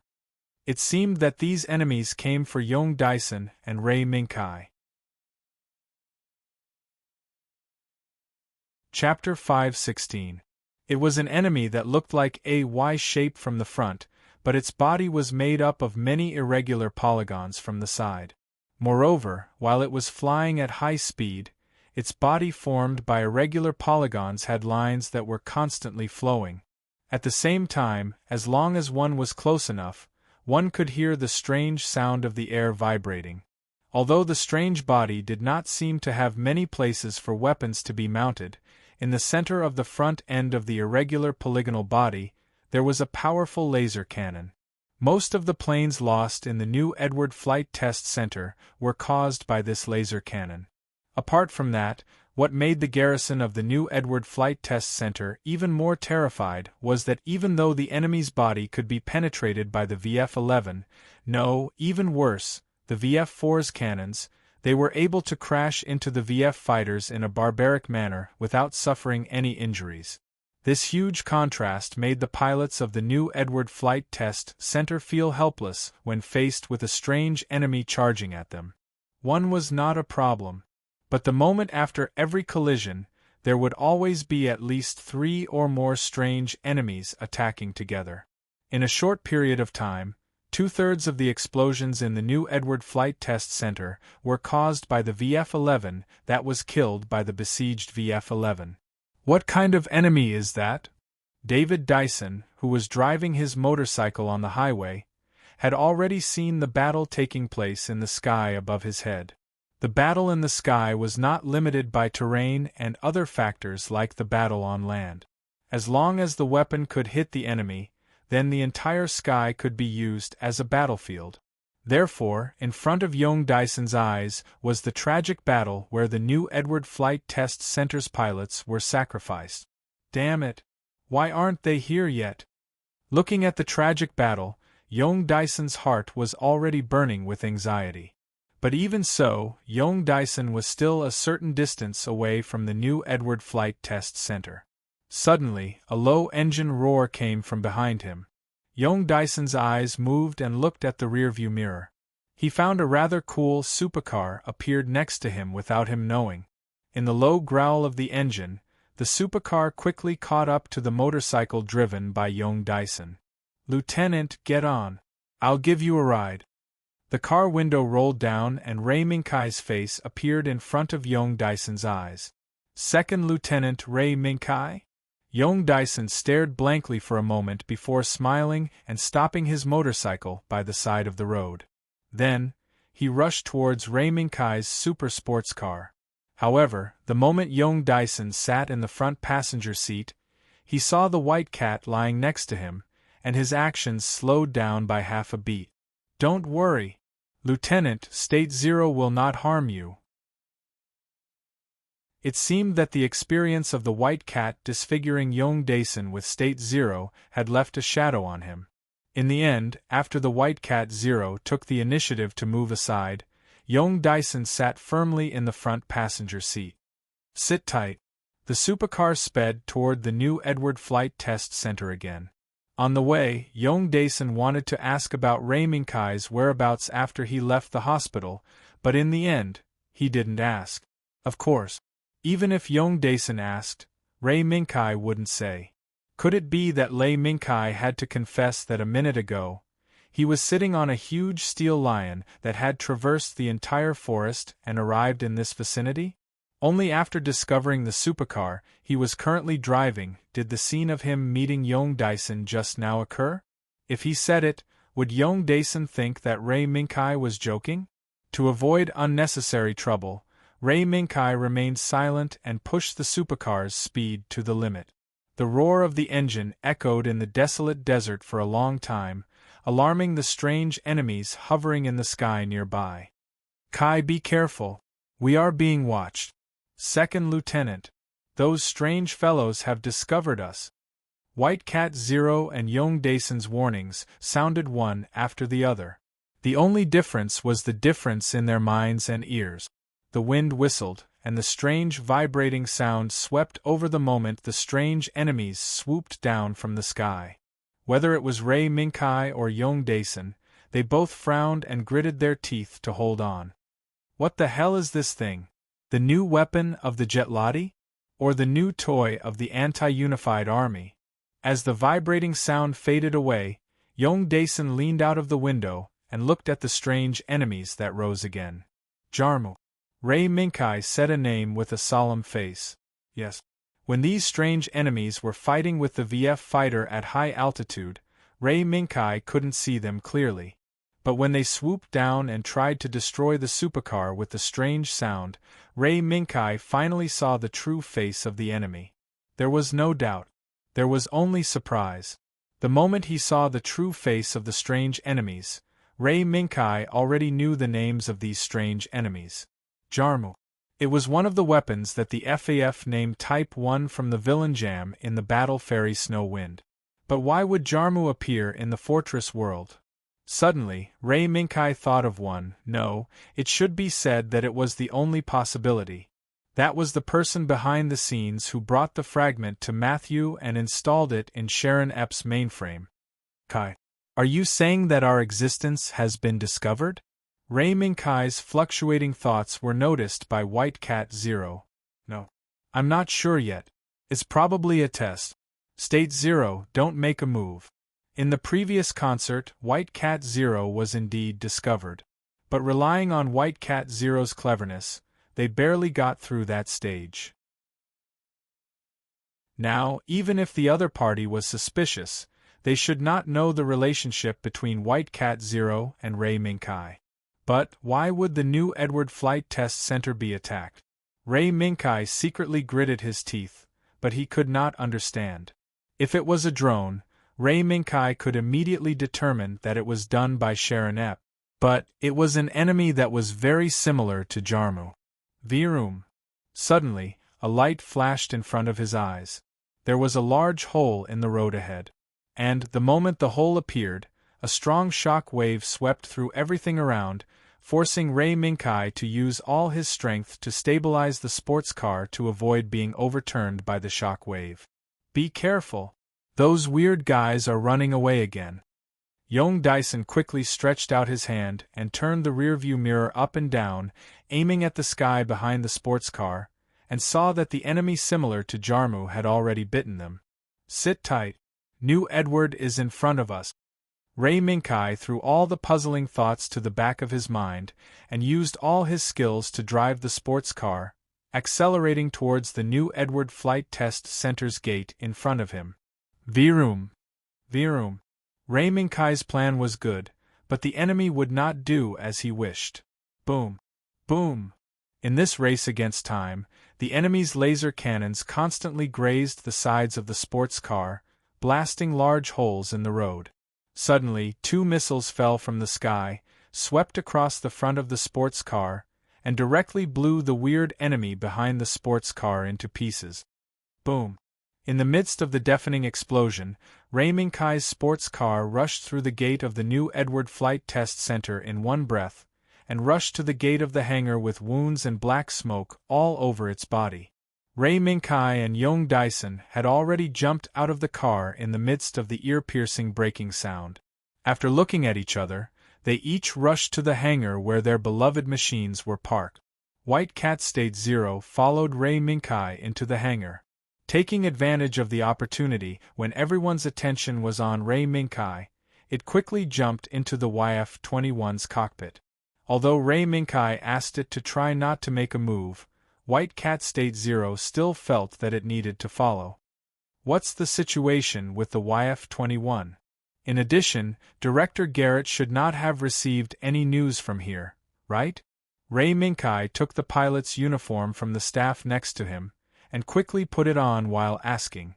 Ray Minkai knew the situation of the base at a glance. He was only worried about the situation with the YF-21 and Garrett. We have not been able to contact Director Garrett. In addition, the YF-21 has already been prepared. The CHM-2 high-speed mobile missile, AOM-88 second-level interceptor missile, GV-17L Gatling gunpod, and other equipment have all been installed. Second Lieutenant Ray Minkai, this is the first real combat of the YF-21. I wish you good luck. After the staff in charge of the logistics of the YF-21 finished speaking, they saluted Ray Minkai in unison. Although it was an unexpected situation, in this period of testing, under Ray Minkai's superb driving skills, no one doubted that the latest YF-21 they participated in would fail in its first real combat. I promise. After that, Ray Minkai boarded the YF-21. BDI system activated. The moment the light of the sensor passed through Ray Minkai's helmet, the YF-21 was activated. The red signal stick was constantly waved at the door, and the staff standing next to it made encouraging gestures as they watched the YF-21 slide out of the hangar and towards the runway. What a group of good humans. Kai, do you really not need me to take action in this battle? A small head popped out from the driver's seat. It was the White Cat State Zero that sneaked up in advance. No. I'm not sure if these enemies are the Gamu I guessed? Ray Minkai's meaning was firm. Before figuring out the true identity of the enemy, Ray Minkai did not want to take the risk of exposing the White Cat State Zero to flatten the sky. Omega-1. Ready to take off at any time. As soon as the YF-21 slid out of the hangar, the control tower's communication came over. Understood. The battle in the sky had already reached its climax. On the other side, Young Dyson's YF-19 also slid out of the hangar. Through the cockpit cover, Young Dyson even made a gesture to the YF-21 next to him, indicating if they wanted to have a competition. YF-21, take off now.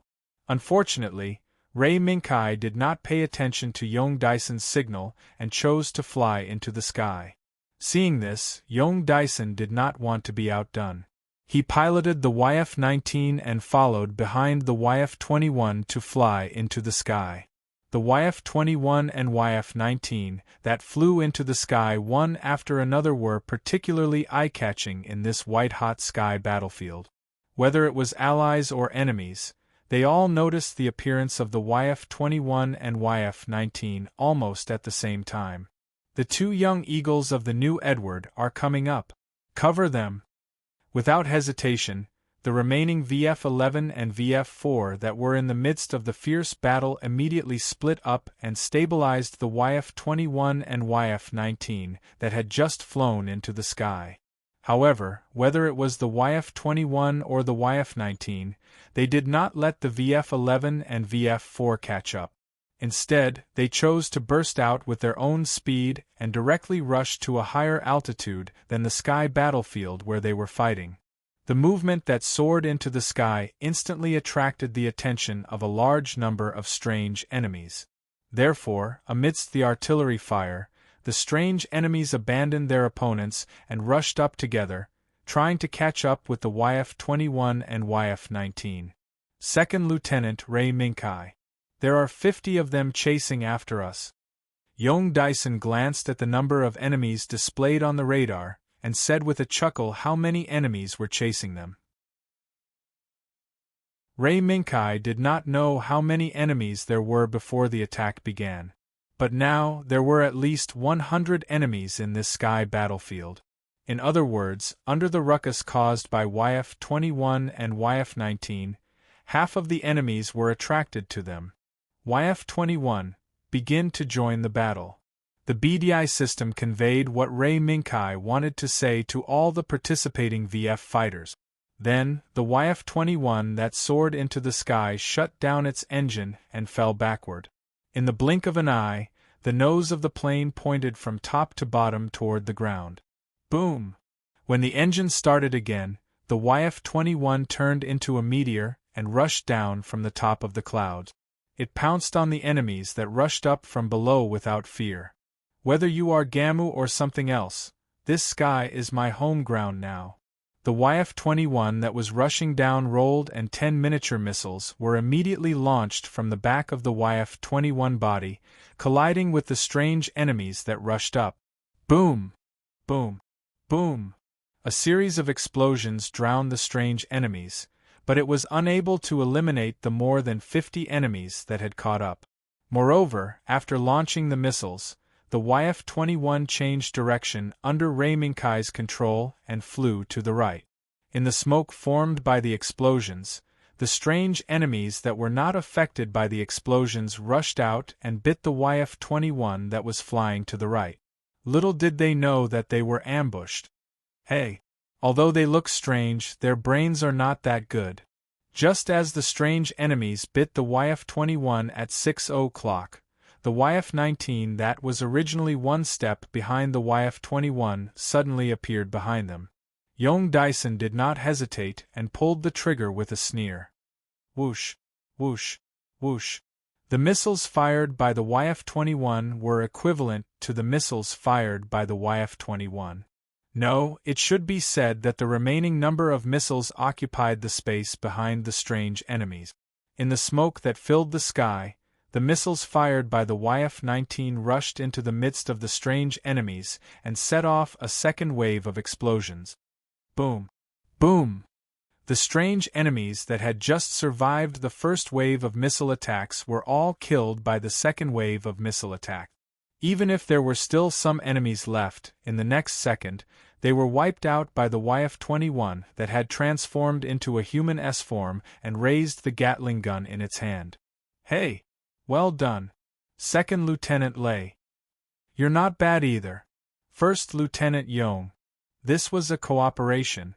This was a cooperation between two new fighter jets that were in a competitive relationship. Chapter 517. In just a few minutes, there was a burst of cheers in the new Edward Flight Test Center. Even during this period of time, the performance of the two new airframes that participated in the Supernova project was excellent. However, in the absence of a comparison with the VF-11, the current mass-produced machine on Earth, most people lacked a clear understanding of it. Now, the battle that took place in the sky above the new Edward Flight Test Center just made up for this understanding. Yang Nguyen, who was nervous before, couldn't help but cheer when he saw the YF-19 kill most of the enemies in one fell swoop. Milad, who was next to him, nodded secretly. This may be out of affirmation of the super performance of the two new airframes, but it was more of an affirmation of the cooperation between Ray Mingkai and Yong Dae-sun. No matter how fierce the relationship between the two sides was before, from the moment they stepped into the battlefield, they were comrades. They could clearly recognize this point and put it into practice. One was a bait, the other was a pursuit, seamless. With the addition of these two people and two new airframes, there was not much suspense in this battle.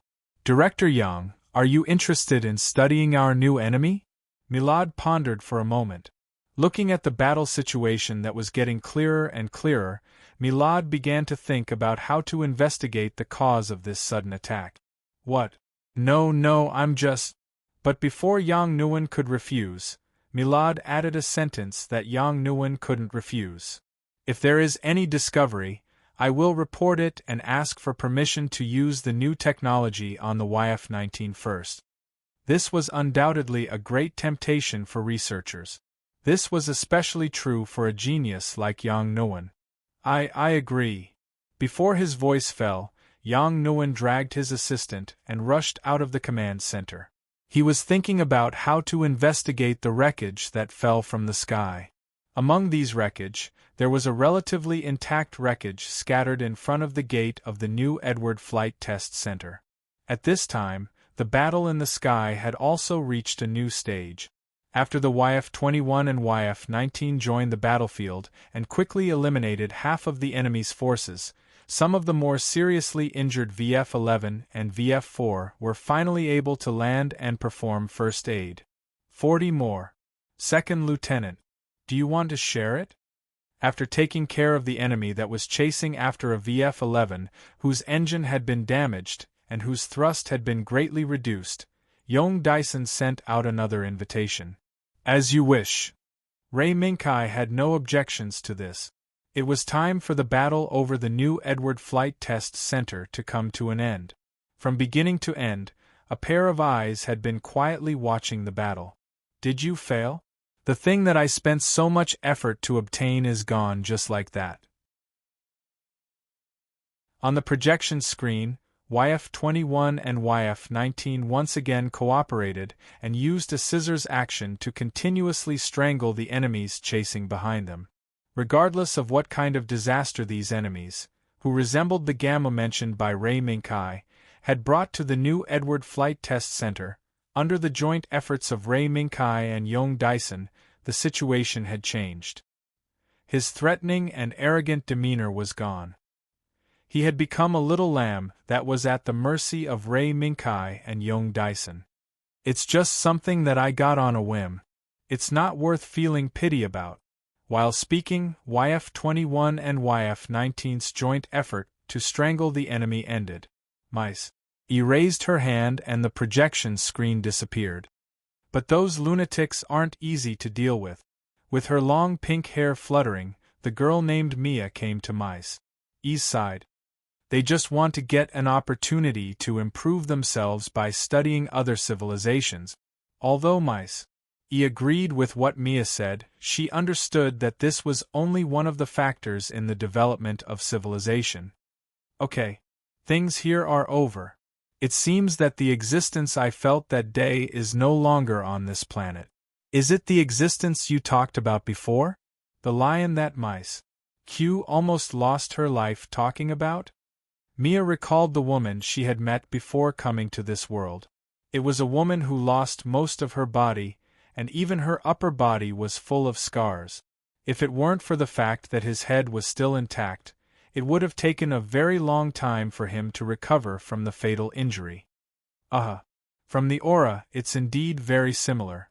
But according to Mice Q's description, it's very likely that the other party is hiding in a corner of this world. But this is a matter for the future. We can basically rule out the suspicion of this planet. Mice. He recalled the strangeness she felt before, as well as the observation during the battle at the New Edward Flight Test Center, and came to a conclusion. Let's go, Mia. After the things in this world are over, it's time for our operation to begin. Yes, our operation. Mia was silent for a moment, then said faintly, I wonder if he will forgive us? I don't know, Mice. He was silent, but she could only give this answer. However, our actions are necessary, in order to not let him repeat the same mistake. Everything is for him. In the smoky sky, YF-21, who had just finished the battle, didn't land to rest like the other VF-11. Instead, under Millard's orders, it continued to stay in the defensive circle of the New Edward Flight Test Center to patrol during wartime. Although this was a bit unfair for the hero who ended the battle, but it was also necessary. Ray Minkai was responsible for the airspace east of the New Edward Flight Test Center, while YF-19 brought two VF-11 that had completed emergency repairs to patrol the airspace west of the New Edward Flight Test Center. Omega-1. This is the control tower. Report the current situation.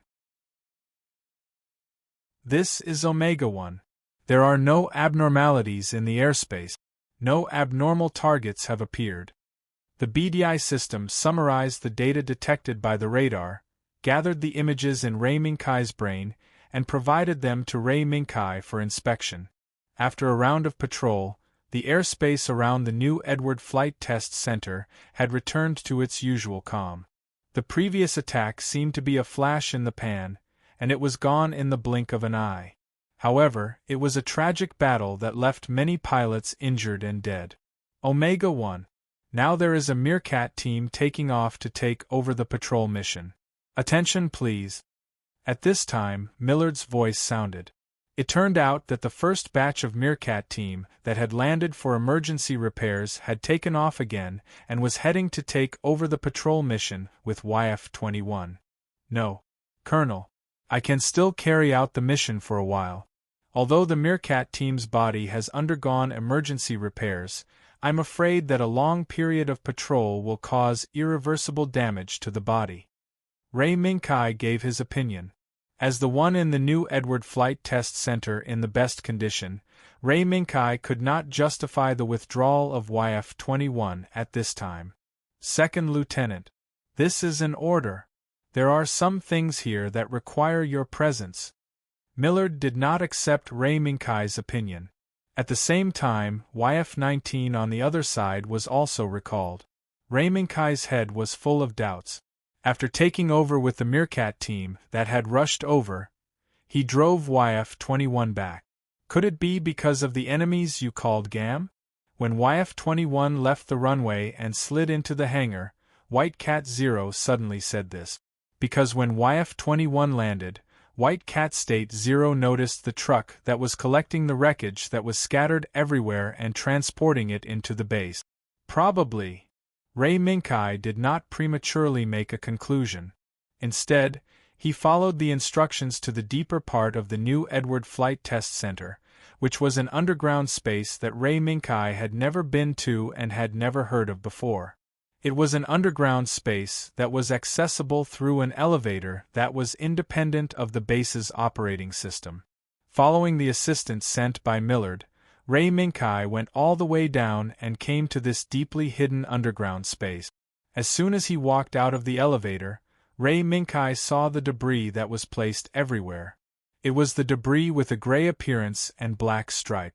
Although it had lost all the energy that could support its operation, Ray Minkai still felt a familiar aura from it. Kai, there's no smell of the abyss. White Cat Zero laid on Ray Minkai's shoulder and raised its head slightly. Just now, State White Cat Zero immediately went to observe the debris placed next to it. And, I know. If I guessed correctly, this is indeed something called jam that I know. Ray Minkai muttered silently in his mind. He knew that White Cat Zero could hear his muttering. It's just that you don't know how these things came here? White Cat Zero's gaze fell on the assistant who led the way in front for a while, and then looked at the debris of Gam. And this is a mystery. Perhaps it is related to the woman named Miss E. you met before. Even though Ray Minkai had many guesses in his mind, there was not much evidence in front of him that could solve the mystery. Along the way, the lights on both sides seemed to gradually dim. It's here. Second Lieutenant Ray Minkai. Colonel Millard and Director Yang Nguyen are waiting for you. In fact, the assistant did not tell Ray Minkai about another person who was present. That was the highest person in charge of the Supernova project, General Gao Maisai. As soon as he walked in, Ray Minkai was stunned on the spot. After saluting, he stood aside and waited for the next sentence. Now, Gao Maisai and Millard's attention was focused on the debris of Yang Nguyen's men. Although Yang Nguyen was not a material analysis professional, he was still competent for some simple analysis task. For example, after Yang Nguyen took over the collected debris, Yang Nguyen quickly analyzed the composition of the debris. This is not a technology we are familiar with. Whether it is the technology used by the Jetlati people now, or the technology left in the ruins of primitive civilizations found everywhere in the Milky Way, there is no technology related to this debris. Yang Nguyen revealed the fragment in his hand and gave an answer that left Gao Maisai and Milad in disbelief. And this answer, Ray Minkai was well aware. Jam Gam. This was from another world, a force that appeared in the story of the battle ferry and the pilot. The technology used naturally would not appear in this world. Chapter 518. A civilization that we have never heard of? Gao Maisai and Milad frowned as they listened to Yang Nguyen's explanation. After waiting for a while, Gao Maisai finally spoke. Let's call it a day. Milad, Director Yang Nguyen. Gao Maisai paused and turned to look at Ray Minkai, who had been silent all this while. Also, our hero, Second Lieutenant Ray Minkai, please go back and rest first. I believe that the battle just now has already made you feel tired. This was undoubtedly an order to chase them away that could not be refused. However, Milad and Ray Minkai did not have any objections.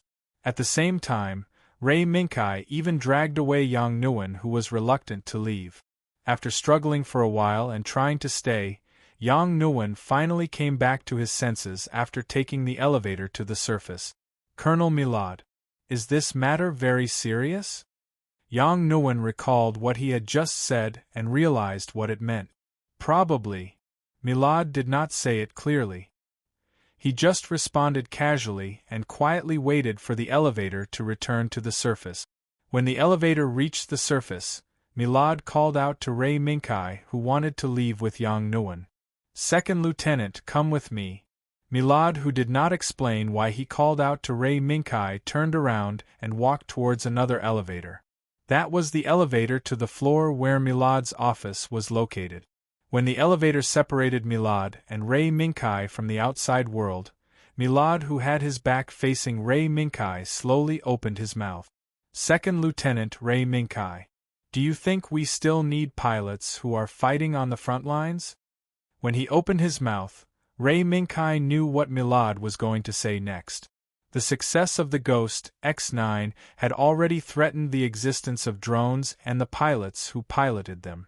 Especially in the face of the high casualty rate of the Earth's unified upper echelons, even in the face of the great galactic migration, the balance in their hearts was probably already tilted towards the strong combat performance of drones.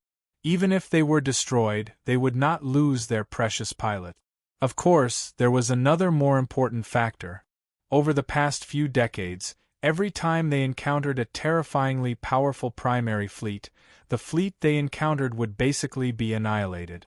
Under such a grim situation, Project Supernova and the birth of Ghost X-9 would naturally be affected to a certain extent. Ray Minkai weighed the pros and cons in his mind before he carefully voiced his thoughts. Colonel, I don't know the answer to that question, but I know that we humans have already set foot in every corner of the Milky Way. Then, they will represent the most elite group of humans. Naturally, they will also have to promote the idea of humans from Earth and the unification of Earth in front of alien civilizations that have already been discovered or are about to be discovered. At the end of his sentence, Lei Mingkai added another sentence. Compared to cold machines, pilots who can speak and laugh with powerful performance are easier to communicate with the civilizations they discover. They can also gain more goodwill.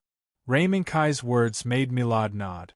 Even though Millard felt that Lei Mingkai was implying something, this was also his judgment of the future direction of Earth's unification. Yes. No matter how the times change, our latest fighter always needs to be piloted by the most powerful pilots among us. This way we can spread the idea of Earth's unification to every corner of the Milky Way. Colonel, has the situation changed? Lei Mingkai asked knowingly. Millard was silent. Through the glass, he watched the sun gradually disappear into the mountains. Yes. It may be time for Project Supernova to be suspended. Second Lieutenant Lei Mingkai, before the attack, General Gomez had already ordered me to disband the development team of YF-21 and YF-19 on the spot. Is it the drone? Ghost X9. As soon as Lei Mingkai spoke, Millard was surprised. Although the testing location of Ghost X9 was at the New Edward Flight Test Center, due to the confidentiality work and the fact that it entered the space testing stage after a short ground test, even in the New Edward Flight Test Center, there were very few people who knew about the existence of X9. Second Lieutenant, you really surprised me. In every aspect. At the end of his speech, Millard gave Lei Mingkai a meaningful look. Faced with the probing gaze, Lei Mingkai responded calmly. As a pilot, it is necessary to have a detailed understanding of the enemies you may face in the future. Millard raised his eyebrows and changed the topic. It seemed to be a casual remark.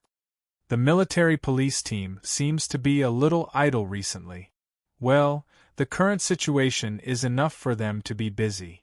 Lei Mingkai's gaze fell on the tarmac outside where the broken VF-11 and VF-4 were parked. Among the people coming and going, the people wearing helmets printed with military police words were particularly eye-catching. All he did was play some petty trick. Second Lieutenant. Compared to you, young Dyson is much simpler. Millard snorted, but his gaze didn't intend to pursue the meaning behind Lei Mingkai's words. In the mind of the first lieutenant there are probably only things like flying and picking up girls. So, his behavior is easy to understand.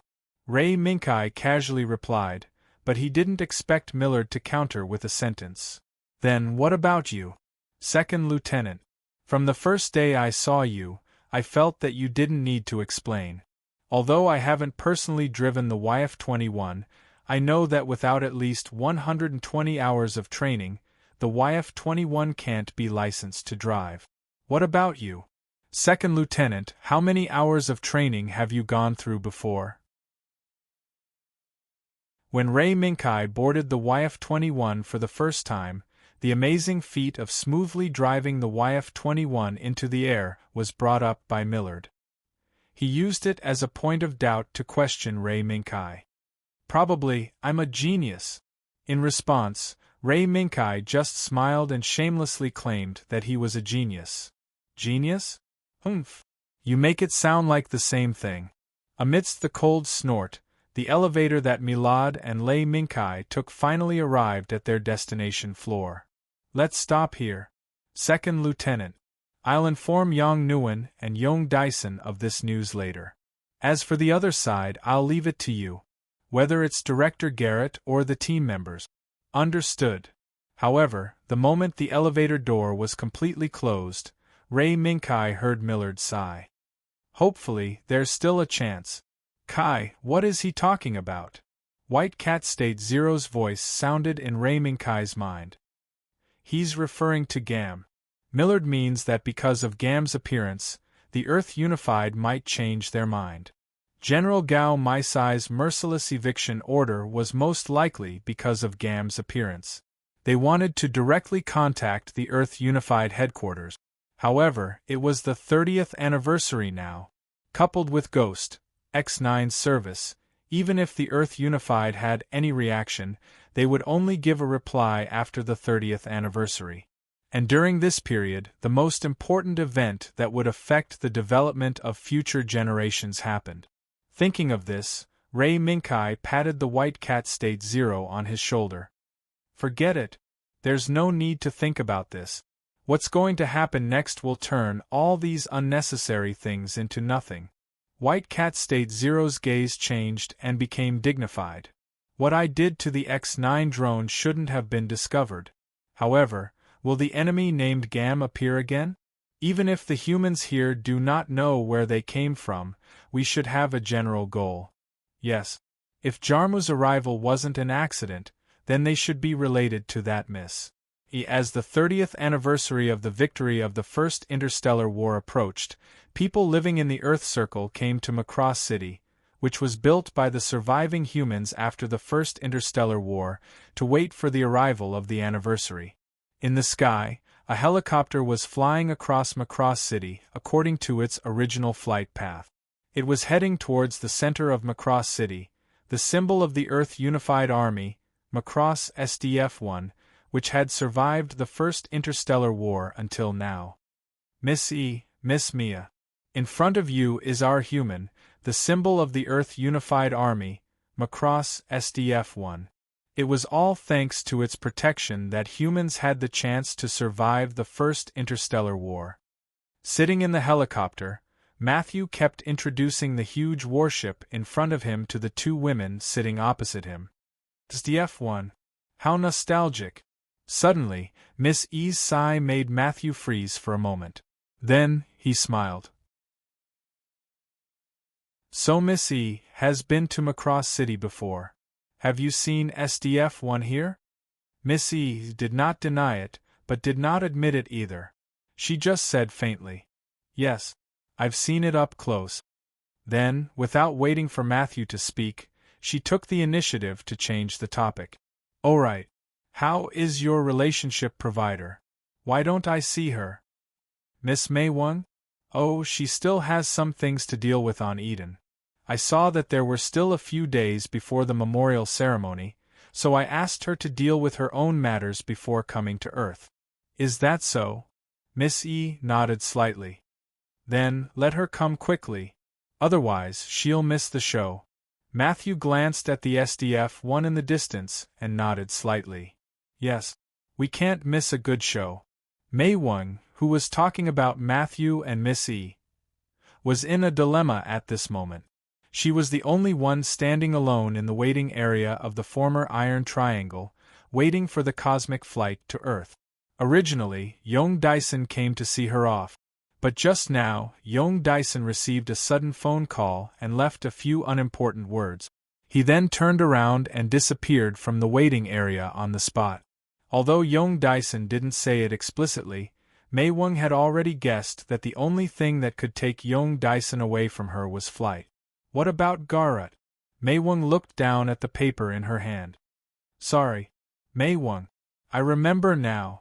This short line of words had already explained why Garrett didn't come to see her off at this moment. With sadness, Mei Wang left Eden for Earth, but she didn't know that Sharon, who used her as a blueprint, was already waiting for her on Earth.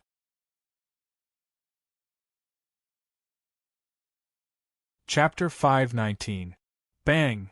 A heavy fist slammed into the wall, but the owner of the fist didn't feel a trace of pain.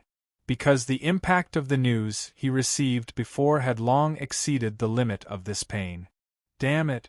Why? Even if that crappy X9 has decent performance, what kind of fighter is it if it doesn't have a pilot? Yong Dyson kept cursing. Yang Nguyen had already told Yong Dyson about the suspension of the Supernova project and the reason for its suspension. As Ray Minkai expected, Yong Dyson really made a scene in Millard's office, but there was nothing he could do. "Lieutenant Yong, it seems that you want to take further action." Standing in front of the window, Ray Minkai looked at Yong Dyson, who ignored Yang Nguyen and Lucy's dissuasion and returned to his room. Yes, that guy will always take action when things don't go his way. A familiar voice came from the room. It was Garrett. The previous battle at the New Edward Flight Test Center not only shocked the citizens of nearby Eden City, but it also made Garrett almost jump out of his bed and return to the New Edward Flight Test Center despite the risk of being affected by the aftermath of the battle. Fortunately, the addition of Ray Minkai and Yong Dyson made the attack end quickly and allowed Garrett to return here safely. Director Garrett, do you think Lieutenant Yong will? Ray Minkai didn't say the second half of the sentence, but he knew that Garrett should also know what he was going to say next. Probably. Garrett smiled softly, showing a nostalgic expression. Ray Minkai glanced at Garrett and suddenly asked, Director Garrett, are we just going to watch? Garrett lowered his gaze, and after a moment of silence, he voiced the concerns in his heart. Second Lieutenant, do you think it's better to wait and see, or take the initiative to attack? If the situation is not clear, we need someone to take the initiative. Ray Minkai replied, but this sentence made Garrett nod. Yes. At this time, someone must take the initiative to attack. However, can we really do that with our strength? Garrett walked to the window and looked down at the dejected Yang Nguyen. Second Lieutenant, do you remember the voice I mentioned to you before? When I was in the hospital, I tried to search for clues. The result was just as I had guessed. The BDI system has been hacked. By whom? In Ray Minkai's memory, from the entire process of the Sharon incident, there were no traces of YF-21 being invaded at all. Even after the incident, the results of the investigation of the wreckage of YF-21 were the same. But now, Garrett was sure that YF-21 had been hacked. What was going on? In fact, I didn't think about this at the beginning. But if I and the pilots of YF-21 are also part of the BDI system, then the one who was hacked was not YF-21, but the pilot connected to the BDI system?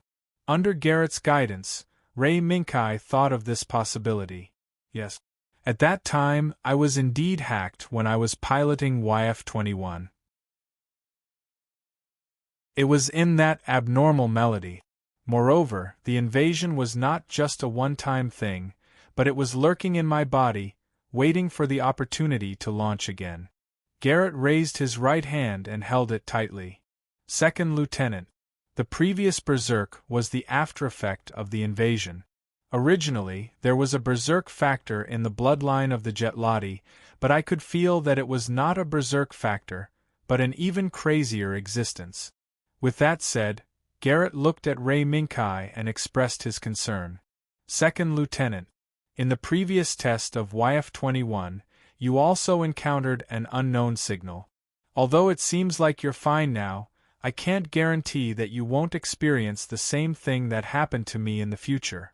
Ray Minkai was silent. If it was a mutation, Ray Minkai had indeed encountered it once. It was just that his mutation was not the same as Garrett. Because Ray Minkai's mutation was related to Sharon Epp, who had a memory of Vervian. I will be careful. There were many explanations in his heart, but this was the only sentence he could say. Then, I will go back and prepare everything. Second Lieutenant, please rest well. Knowing Yong Dyson's character, Garrett had begun to prepare for the next operation. Unfortunately, Garrett was not a part of the operation this time. Moreover, when Garrett stepped out of the door, Garrett's voice once again reached Ray Minkai's ears. If you can, help me say sorry to Yong. I will. Director Garrett. Night fell quietly.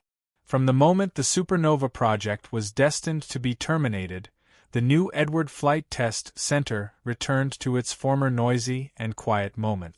Looking at the scenery outside the window, Millard, who was sitting in a chair, was silent.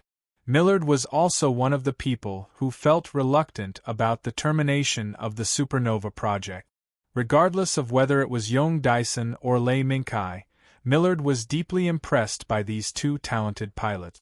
Their efforts and performance to a certain extent had conquered Millard, and it also made Millard have great expectations for the development of the two in the Earth Unified Army in the future.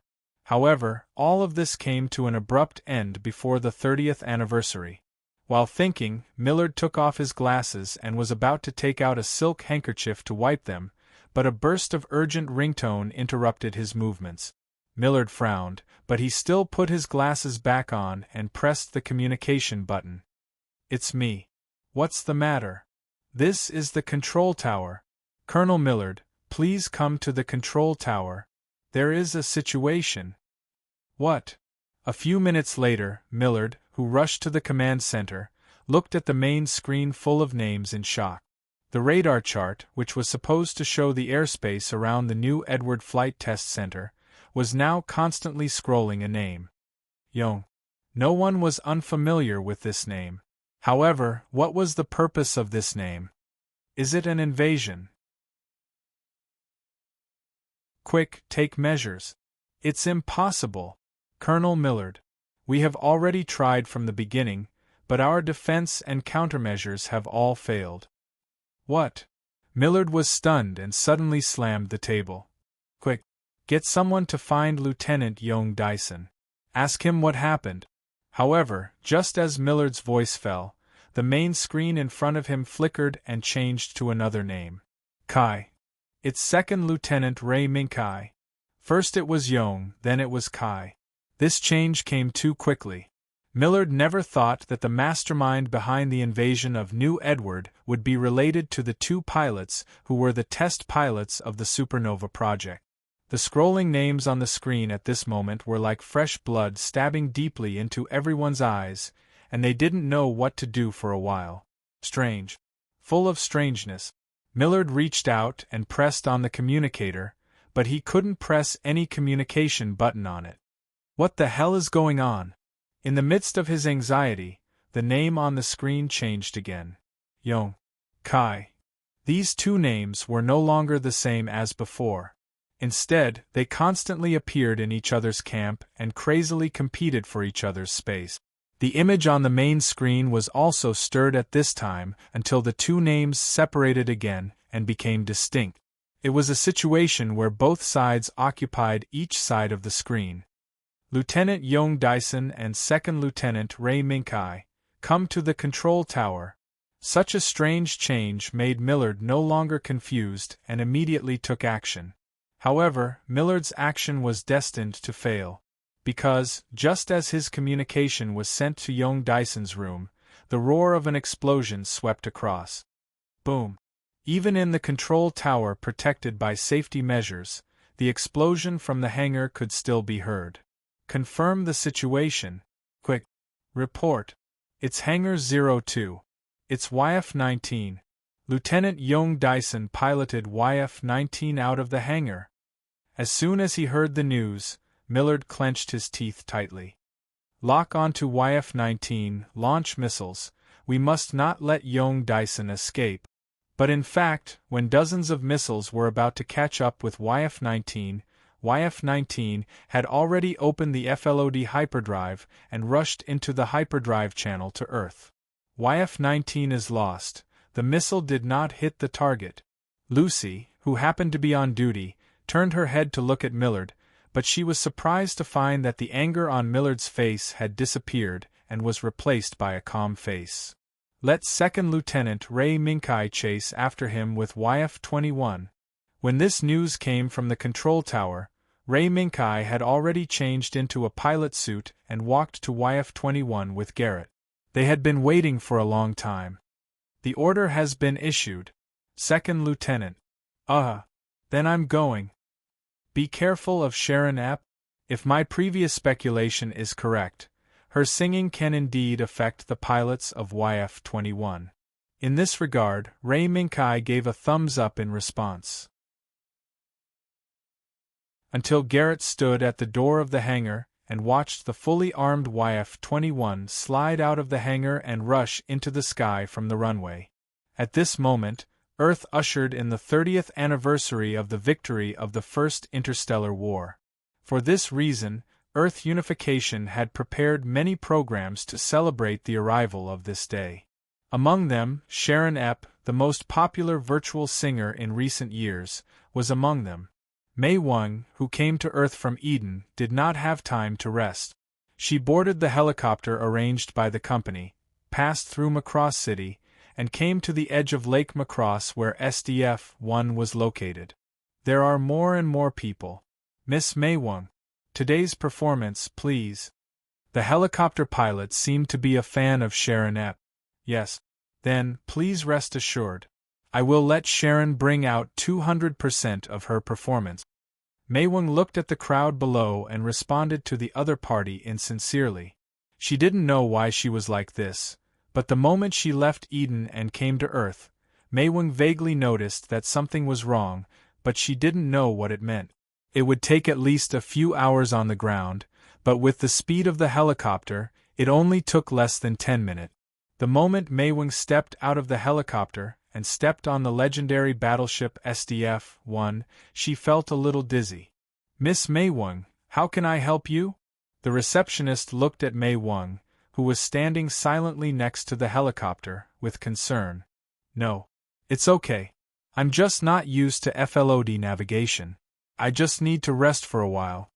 When ordinary people were in FLOD navigation, they usually used various means to reduce the discomfort and impact of navigation. Now, Mei Wang's state was basically in line with the receptionist's understanding of the discomfort after FLOD navigation. Then, Miss Mei Wang, please come this way. We have prepared a room for you to rest. There is still some time before the ceremony begins. Miss Mei Wang, please rest well. However, Mei Wang didn't want to rest now. She wanted to meet her boss immediately. No. I don't know where my boss is now. I have something to talk to him about. Under the guidance of the receptionist, Mei Wang quickly found the room where her boss was. However, before she knocked on the door, she heard a dispute inside, followed by a gunshot. Mei Wang, who was frightened by the sudden gunshot, accidentally opened the door in a panic. She saw Matthew holding a pistol and looking at her dead boss with a sneer. No! At this moment, the fear of death made Mei Wang turn around and run.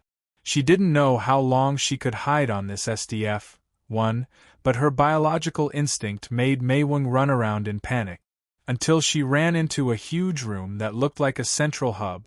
You're here, Mei Wang. A soft call startled Mei Wang, who was still in shock, and he jumped up from the ground. Who is it? The panicked Mei Wang subconsciously searched around, but she couldn't find anything that could help her defend herself. Haha. Don't be afraid, Mei Wang. I won't hurt you. This time, Mei Wang finally recognized the voice that rang out again. Sharon? Is that you? It's me, Mei Wang. There was a flash of light and Sharon, who looked like a goddess, appeared in front of Mei Wang. With a contemptuous smile on her mouth, she looked down at Mei Wang, who was huddled in the corner in panic. What a pity, Mei Wang. It's just a trivial matter and you're scared like this. Trivial matter? Mei Wang didn't expect Sharon's understatement to stab her. That's a human life. A living person died just like that? Really? Mei Wang's struggling face made Sharon smile. You know what? Mei Wang, in a distant time and space, every day, every hour, every moment, every second, thousands of lives, even an entire planet die. In such a scene, it's just an ordinary life. What's there to panic about? You? Sharon, what the hell are you talking about? Humph. Sharon smiled softly and ignored Mei Wang. She slowly raised her head and looked at the dome as if she was looking at the boundless universe. He's here, my knight.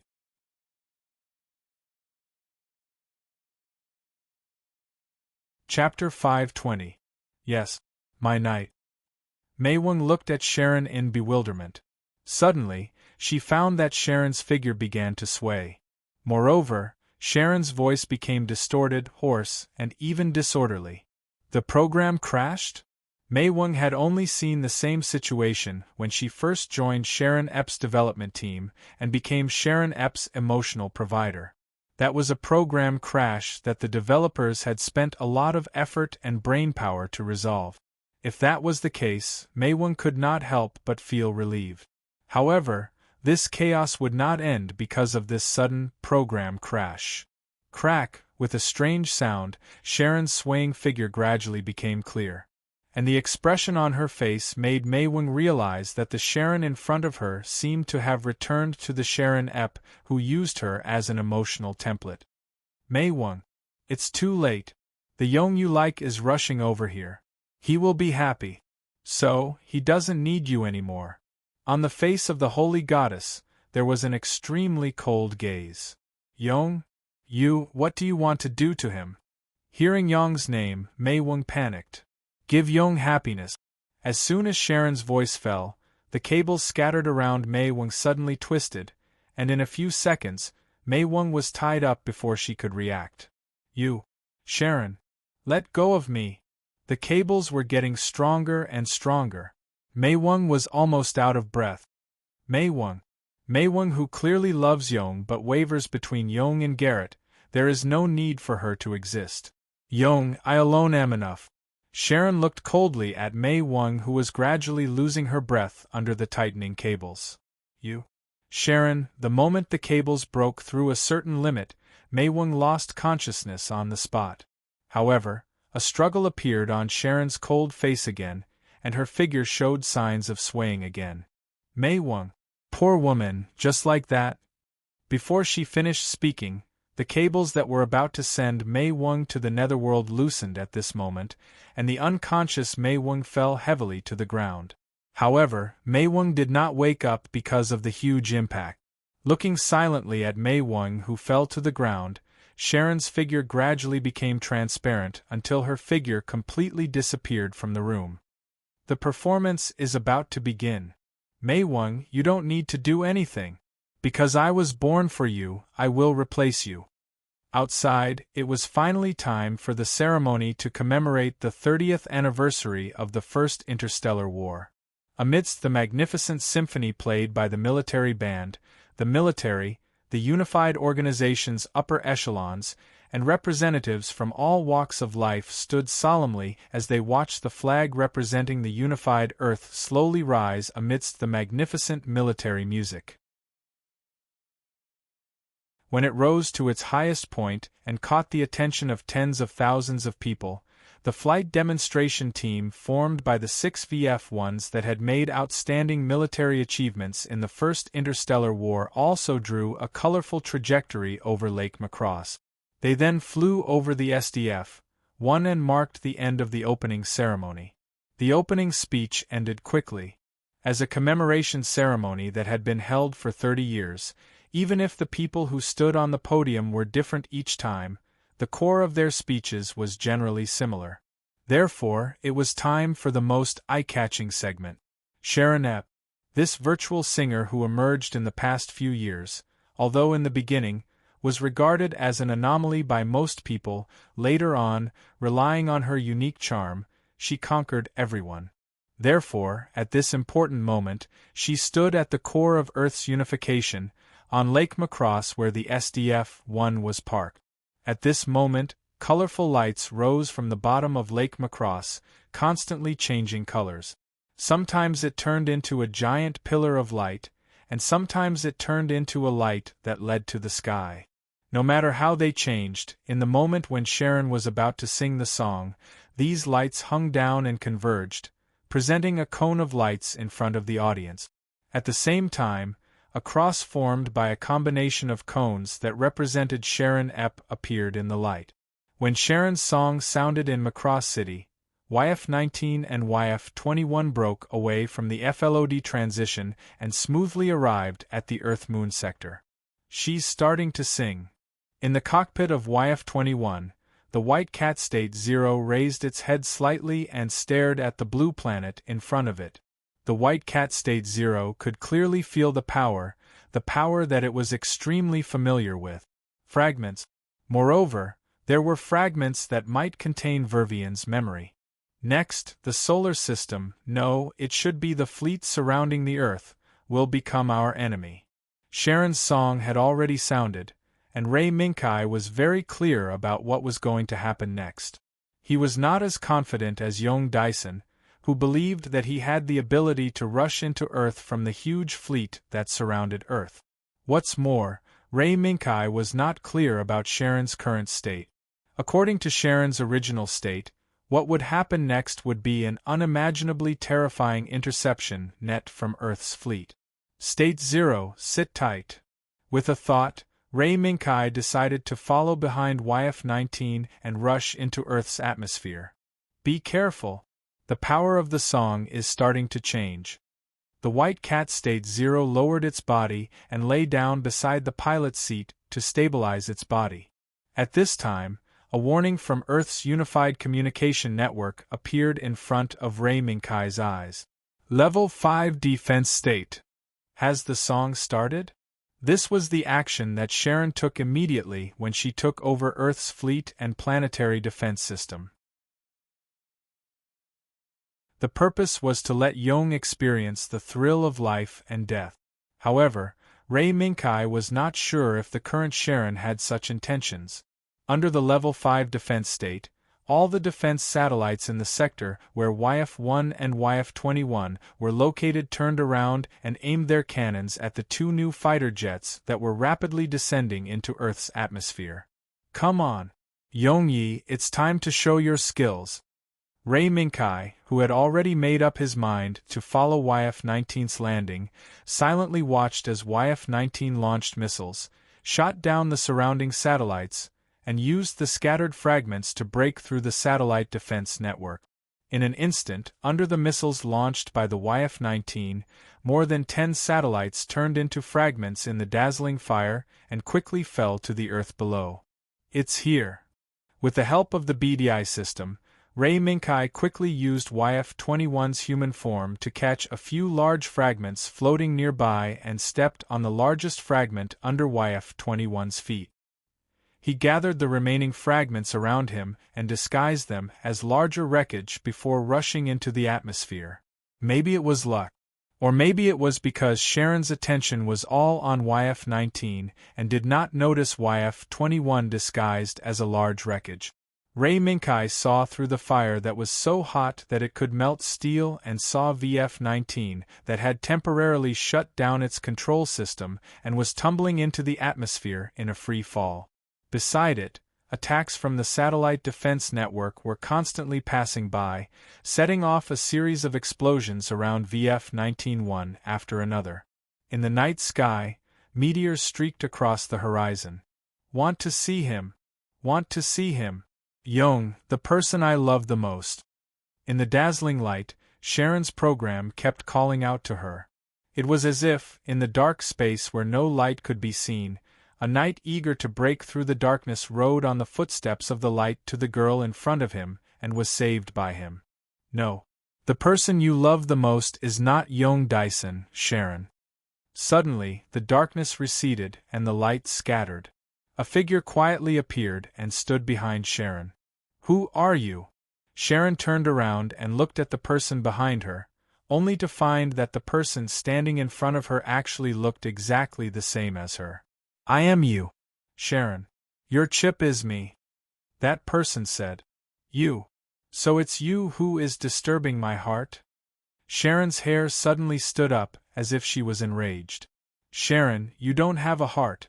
The reason why you feel a heart is only because of the emotions that Mei Wang provided you. At the boundary between light and darkness, that person stood in front of Sharon and said indifferently. No. Sharon stood quietly in the darkness and looked at the person standing under the light. She raised her finger and said to her heart, I'm alive. So my heart is here. That's just my memory of being alive. Sharon, you're just a program. Everything you feel is just a figment of someone else's imagination. That person quietly looked at Sharon, who pointed to her heart and said a fact. Hearing that, Sharon put down her hand, turned her head, and looked at the darkness above her head. It was as if she could see YF-19 breaking through the atmosphere and the satellite defense network from the darkness. I have a wish in my heart, so I'm standing here. Yong, I want him to be happy. While speaking, Sharon looked at the figure standing under the light again. I want Yong to be happy, so don't get in my way. Undead. Gotcha. Sharon's words were like a thunderclap. Bolts of lightning danced wildly in the darkness and tore apart the radiance. Undead. Thank you. You gave me the power to stand next to Yong and hug him. So, disappear. The darkness raged and the light faded. The figure standing under the light sighed quietly, and he couldn't help but look up at the darkness above his head like Sharon. My night. Under Macross Lake, a figure with a cold aura was slowly lifted from the depths of the ground by an elevator and was sent to the takeoff passage in the sky. This was Sharon's gift to Yong. It was also the enemy Ray Minkai had been on guard against for a long time, Ghost X9. At the moment when the water splashed, Ghost X9, which had supercomputing power and the ability to self-evolve, rushed into the sky in front of Sharon's incarnation of the Goddess of Light. It's beautiful. It's so beautiful. Under the bridge of the SDF-1, Matthew, who caused this incident, looked at the mainframe in front of him with fascination. Finally, everything he hoped for finally happened. It happened right in front of his eyes. What a perfect figure that was. What a moving song that was. From this moment on, all humans would be fascinated by Sharon Epps' singing. This would be a peaceful and beautiful world. Congratulations, Mr. Matthew, your wish has come true. Miss E's voice awakened Matthew, who was intoxicated by Sharon's singing. Ha! Thank you, Miss E and Miss Mia, it was your help that made my wish come true. Matthew pushed his glasses and bowed to the two people standing by the door. There's no need to say thank you. We're here to complete the deal. Miss E waved her hand and glanced at Sharon's mainframe. Unexpectedly, when she looked at the mainframe also turned around and looked at Miss E. Miss E. Be careful. Mia, who was standing next to her, was nervous and couldn't help but remind her. No, don't worry. Sharon's confusion won't work on us. Miss E smiled confidently, took 2 steps forward and looked at Matthew.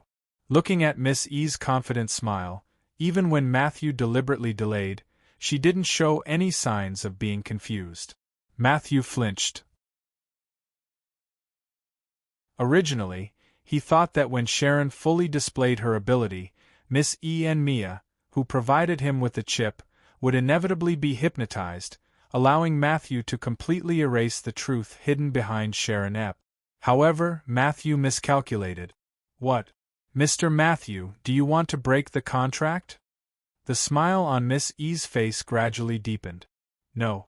How could I be that kind of person?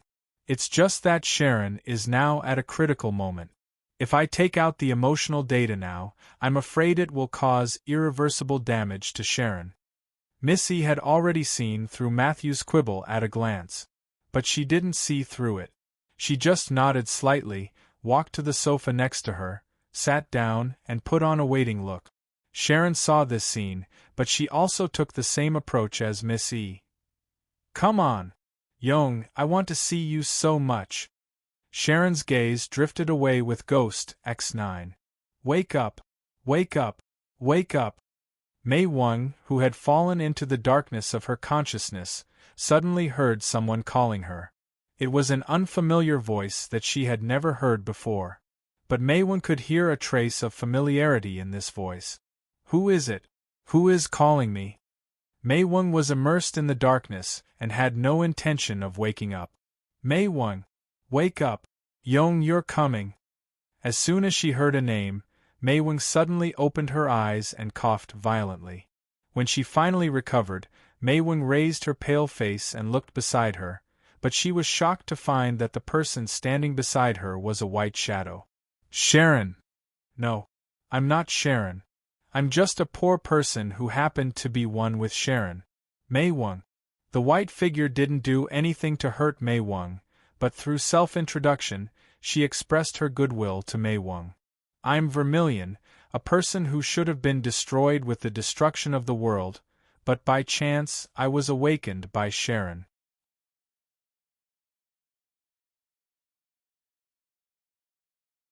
Chapter 521. Awakened by Sharon? Mei Wang was stunned, she couldn't believe her eyes. She did not expect such a miraculous thing to happen in Sharon Epps' life. Yes. The white figure who claimed to be Velvet sighed secretly. It's just a poor person awakened by Sharon. This, Mei Wang didn't know what to say for a while. What had happened was beyond Mei Wang's comprehension. First, the company's boss was shot by Matthew, then Sharon suddenly went berserk and claimed to bring happiness to Yong. And then, there was this poor figure who claimed to be awakened by Sharon. Mei Wang, you don't need to worry too much about this. The most important thing now is to stop Sharon. Velvet gently floated to Mei Wang's side and looked at her. Yes. I'll go ask for help. The captain of this ship should be able to stop Sharon. As soon as she heard Velvet's words, Mei Wang subconsciously recalled the person who could stop Sharon the most. However, Velvet rejected Mei Wang's suggestion. It's useless. This ship, this city, and even the Earth Defense Fleet connected to the central intelligence system of this ship are all under Sharon's control. With that, Velvet raised her head and looked at the dome. On this ship, you're the only one who's still awake. Mei Wang. In fact, Velvet didn't say it out loud. On this SDF-1, besides Mei Wang, there were 2 other people who were still awake. To be precise, including Mei Wang, there should be 4 people who were still awake. But just now, under Sharon's guidance, Matthew, the culprit behind this incident, fell from the top of the SDF-1 and plunged into Lake Macross below. No one knew if he was still alive or not. Even the captain was hypnotized? I'm going to find Sharon. As long as the mainframe's power is unplugged, Sharon can't. Mei Wang froze for a moment, then gave a new suggestion. No. Mei Wang. Sharon's mainframe has been integrated with this ship. Just unplugging the mainframe won't stop Sharon. Come with me. Velvet stood by the door and signaled Mei Wang to follow. We have to move quickly. Otherwise, they will be dragged into the trap that Sharon weaved. The beams from the satellite defense network continued to sweep through the atmosphere. Like a rainstorm, they wrapped around the YF-19 and YF-21, but they didn't hurt the 2 new fighters at all. Fortunately, YF-19 and YF-21 managed to successfully enter the atmosphere from the dense and terrifying beam-blocking net. Who? Looking at the sky that quickly turned from pitch black to grayish-blue, Dyson couldn't help but heave a sigh of relief. Lieutenant Yong. Looks like you're quite lucky. Suddenly, Ray Minkai's voice sounded in YF-19's communication channel without warning. What? Second Lieutenant Lei? It's you? Yong Dyson was taken aback. He immediately turned around and looked behind him. Sure enough, he saw YF-19 emerge from a pile of satellite wreckage. It transformed back into its fighter form and accelerated to fly to the wingman position. It's me, Lieutenant Yong. If I had fired just now, you would have been killed. Ray Minkai teased. Hey, you can try.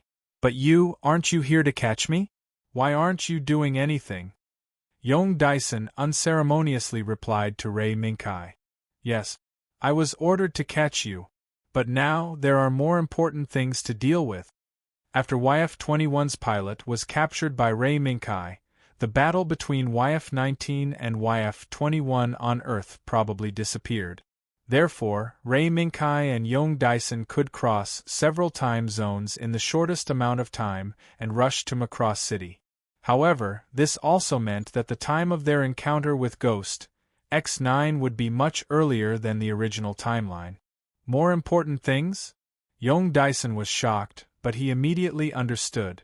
Hey, I didn't expect Second Lieutenant to be such a sentimental person. But that cute ghost is mine. Second Lieutenant, don't fight for it. Of course. Ray Minkai did not fight with Yong Dyson for the ownership of Ghost X9. Ever since he decided to become enemies with Sharon, Ray Minkai had already asked White Cat State Zero to tamper with Ghost X9 in the hangar next door. Although it was interrupted by Ghost X9's preemptive transfer when it was about to succeed, the tampering was still effective. When the drone flies over later, should we make a move immediately?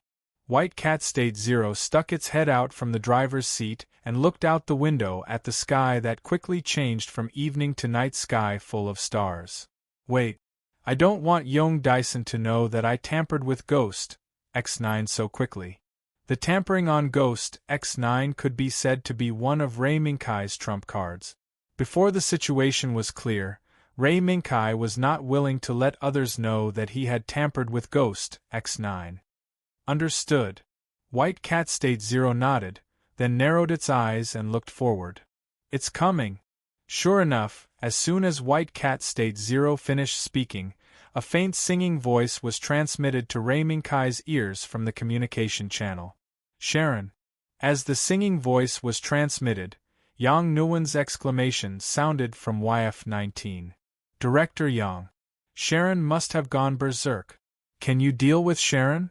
In order to reduce the time for Yang Nguyen to confirm the situation, Ray Minkai directly sent a reminder. Gone berserk? Wait. Yang Nguyen was shocked, then quickly typed on the virtual keyboard. Not good. It's Ghost. It's in front, it's coming. As Yang Nguyen exclaimed, a bright light flashed in front of them, and a red afterimage flew between YF-19 and YF-21. What? That's Ghost. With Yang Nguyen's warning in advance, Young Dyson and Ray Minkai reacted in time and avoided the turbulence caused by the red afterimage. Ghost! Lieutenant! Ray Minkai glanced at Ghost that disappeared in the horizon and secretly estimated Ghost's current speed. Hey! That's mine. Second Lieutenant, don't fight with me for it. I've been waiting for you for a long time. Cute Ghost. Young Dyson pulled the side lever, and YF-19 immediately pulled up its nose, preparing to turn around and face Ghost X9 head-on. However, Sharon's voice suddenly sounded. Young, I'm waiting for you. I want to see you. This seemed to be calling for Young. This call made Young Dyson and Yang Nguyen stunned for a moment. What is that thing saying? Lieutenant. Sharon Epps' emotional provider is Mei Wang. Ray Minkai's reminder not only shocked Young Dyson, but also gave Yang Nguyen a hint. He quickly added the important factor mentioned by Ray Minkai into his equation. I understand. I understand now. No wonder I couldn't decipher Sharon Epp before, so her lower body is the woman called Mei Wang that Young knows. No matter how perfect my program is, I can't decipher a living person's thoughts. Yang Nguyen let out a sigh of realization. Perhaps this is the reason why Sharon went berserk. Young, Sharon might have fallen in love with you. What? Who wants that monster's love? Young Dyson couldn't accept Yang Nguyen's speculation, and a flame of anger rose in his heart. If it was a cute girl who fell in love with him, he would welcome it.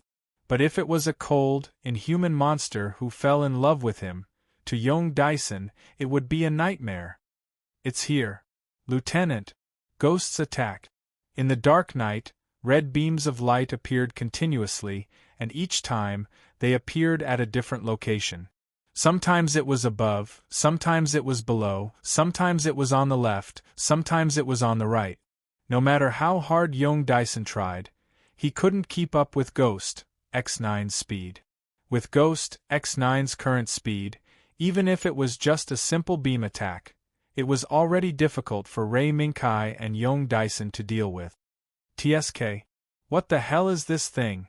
How can it fly so fast? Ghost is also being controlled by Sharon. Sharon has gone berserk.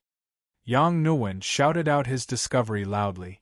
Furthermore, before he could finish, Sharon said something that shocked Young Dyson. Young, I've been waiting for you. I just want to see you. At this moment, her voice was extremely similar to Mei Wang's, causing Young Dyson to subconsciously call out the name in his heart. Mei Wang? What's wrong with Mei Wang? Mei Wang's feelings and singing voice have been entrusted to me. So, Young, I want to see you. While Young Dyson was bewildered, Ray Minkai's voice sounded. Lieutenant, go and save the person you want to save. Ghost, let me deal with it. Sorry. Your date is mine.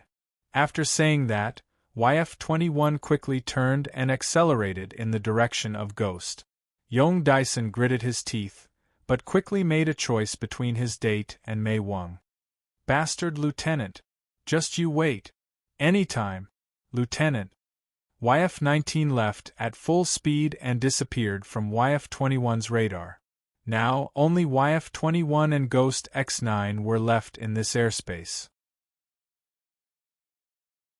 Perhaps, in the eyes of Young Dyson and Yang Nguyen, this was going to be a big battle. However, the big battle that they had imagined did not happen.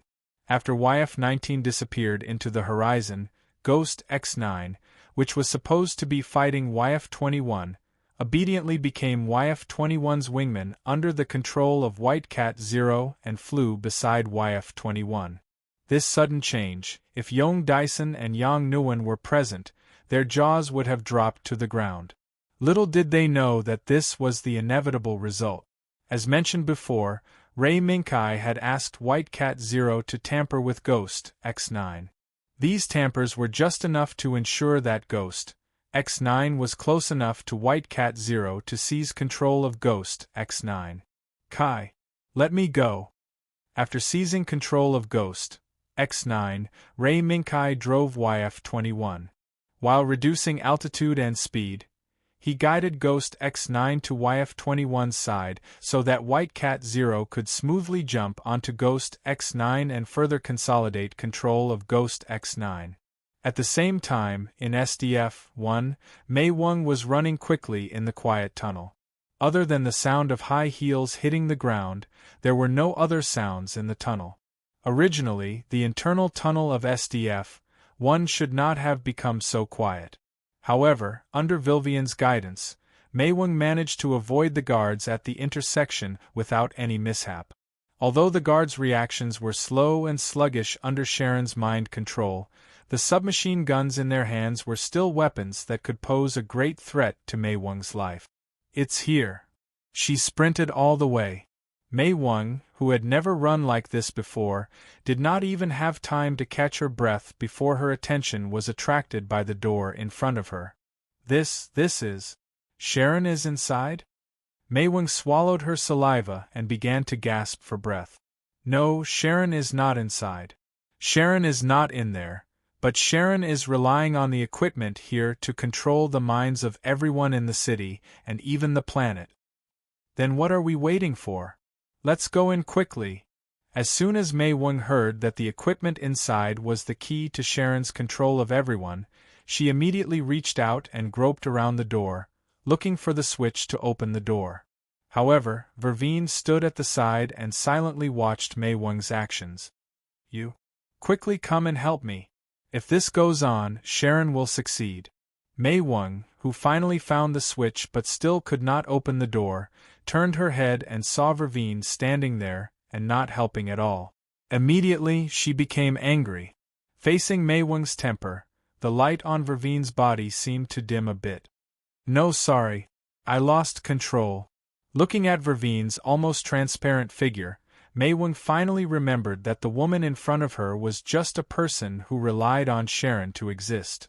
Mei Wang sighed, turned her back to the cold steel wall, and powerlessly slid down. Then what do we do now? We know that behind this door is the key to stopping Sharon. But we can't open this door. Vervine's eyes flashed with a trace of reluctance.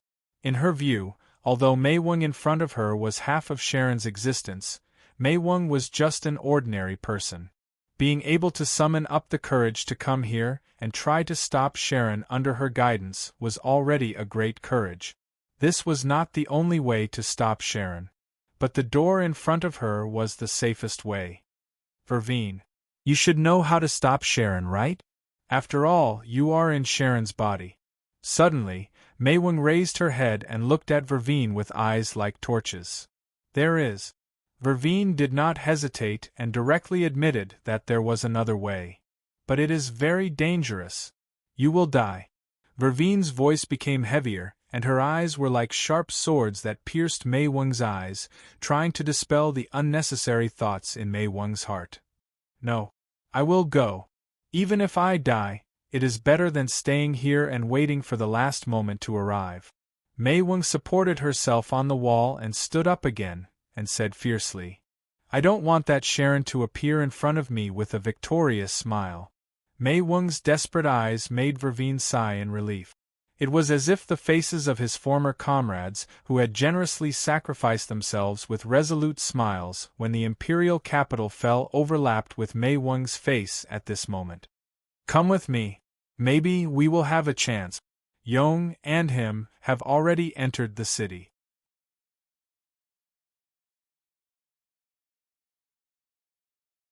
Chapter 522.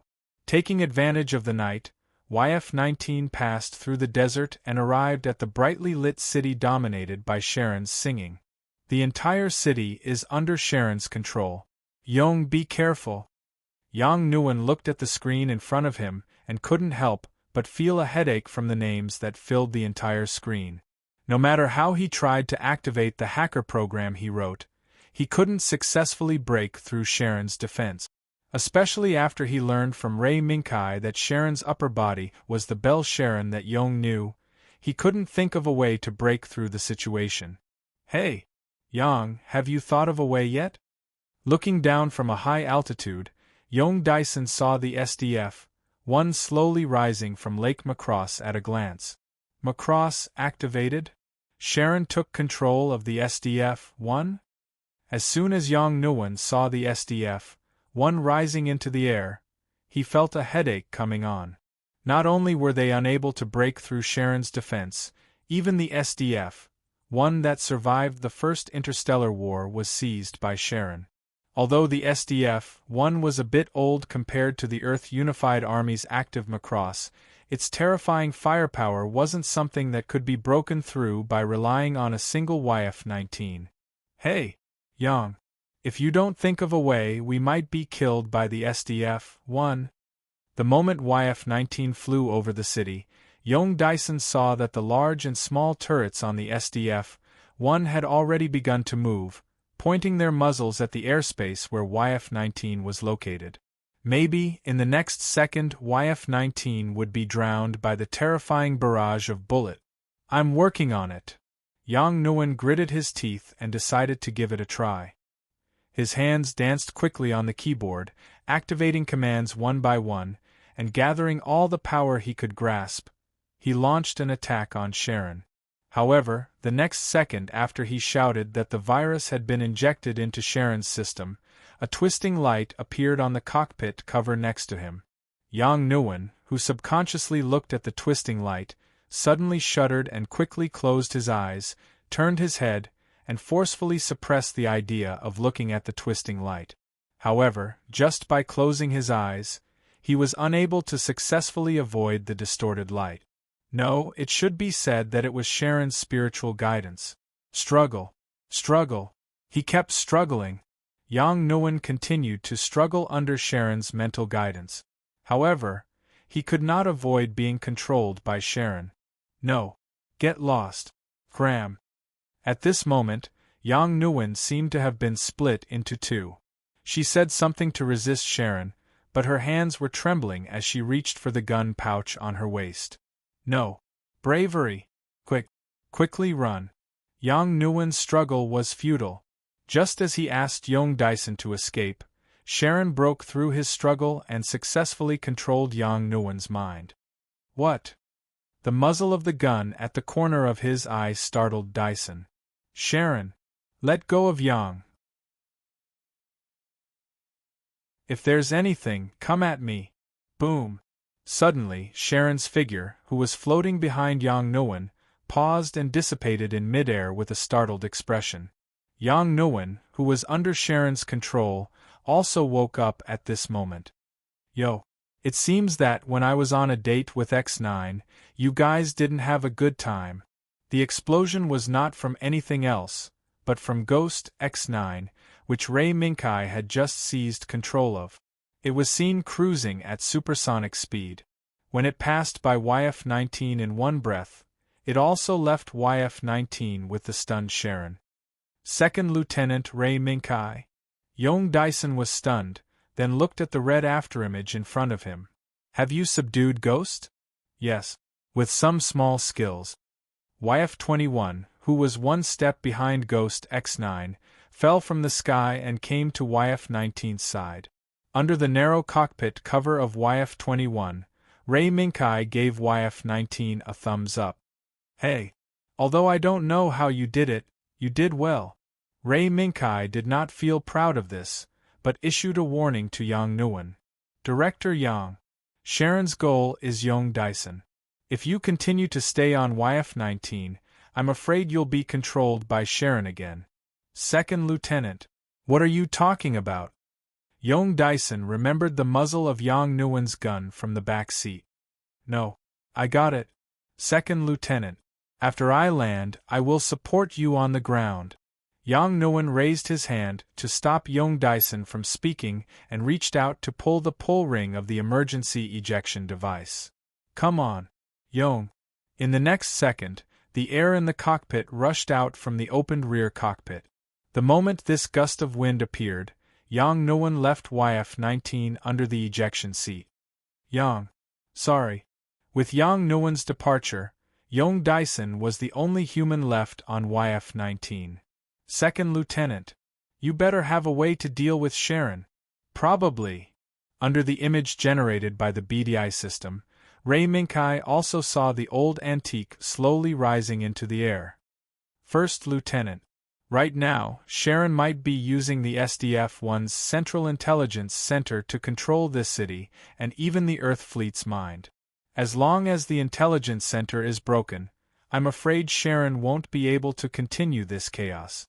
Young Dyson did not know why Ray Minkai was so clear about how Sharon caused this chaos, but he knew that compared to his previous confusion, he now had a clear goal.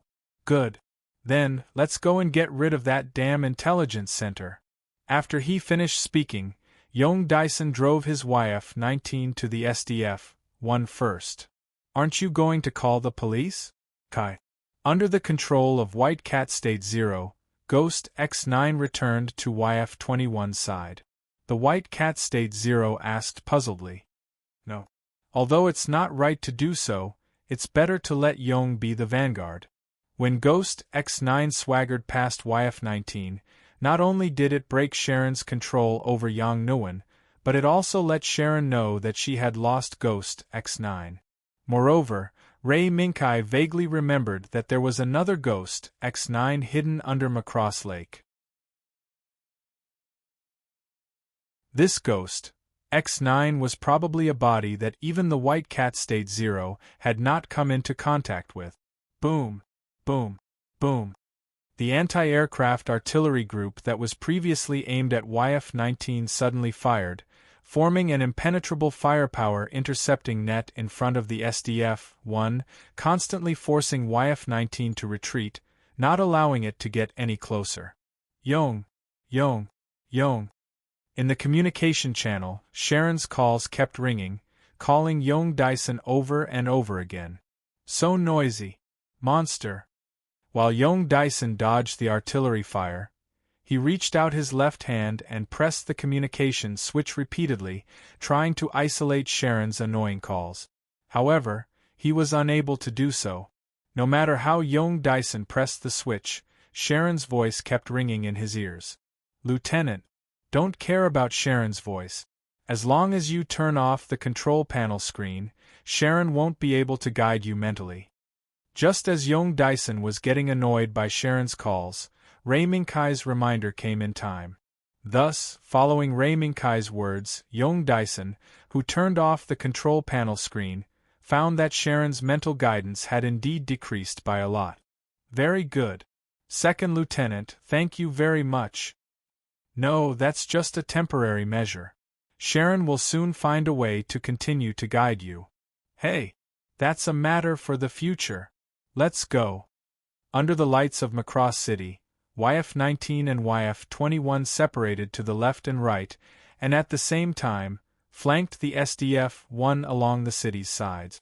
If it was just a VF fighter, it would be difficult to break through the SDF-1's firepower net. But now there were 2 of the latest VF fighters, as well as 2 ace pilots with superior skills. Boom! Boom! When YF-19 and YF-21 separated, the SDF-1's artillery also showed signs of disorder. Originally, this was a firepower interception net built by Sharon to deal with Young Dyson, but after YF-21 joined the breakthroughs, Sharon hesitated. "Sharon, do you need my help?" In the observation room, Mice. He suddenly asked. "Why? What you want is just a part of me. If I'm destroyed, won't you be able to get what you want?" Sharon's mermaid form quietly appeared and landed in front of Mice. Looking at her quietly. "No reason. If I have to say something, it's that I admire you."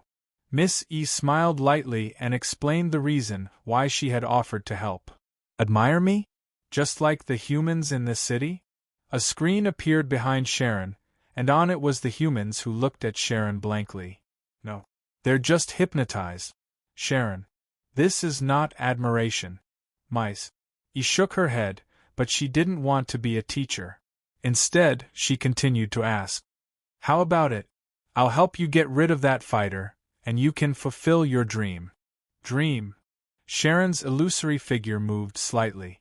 She looked at YF-19, who was dodging under the SDF-1's firepower, but did not give up on rushing over. "Okay. I promise you." "Great." Mice. He smiled softly and then snapped her fingers. Pa. A terrifying uneasiness suddenly struck Vermilion, who was leading Mei Wang to the observation room. "Not good. Kai is in danger." "How?" Mei Wang looked at Vermilion, who stopped. "My knight. Kai is in danger." "Sorry. Mei Wang, I can't continue to lead the way." Vermilion's figure gradually shook from translucent to transparent, and in the process, she stretched out her hand and pointed to the end of the passage. "Mei Wang, go straight down this road, there will be an elevator that leads to the observation room." Mei Wang looked at Vermilion, and suddenly her expression became determined. "I know. Thank you. Vermilion. Be careful. Mei Wang, there are 2 enemies you can't defeat there. Before the situation changes, don't act rashly." In the midst of Vermilion's ethereal voice, Mei Wang walked to the elevator at the end of the passage with a determined expression. Bzzz. There was an unsettling tremor in the night sky, as if something terrible was about to appear in this world. What's going on?" YF-19 and YF-21, who were forced back by the SDF-1's anti-aircraft firepower, met up again. Young Dyson looked at the flickering lightning that appeared above the SDF-1 and felt extremely uneasy. "Kai. Something's coming. Be careful." The fur on the white cat's body stood up, and its golden eyes flashed with eagerness. "Young, Second Lieutenant. That's not a FLOD transition. It seems to be a space technology that our Earth Unified Command has never come into contact with." At this time, Yang Nguyen, who had returned to the ground, used the microcomputer he carried with him to quickly calculate everything he saw. The result made him turn pale with fright. "In other words, a new enemy has been summoned by Sharon?" Young Dyson gritted his teeth and sneered a few times. Bzzz bzzz bzzz.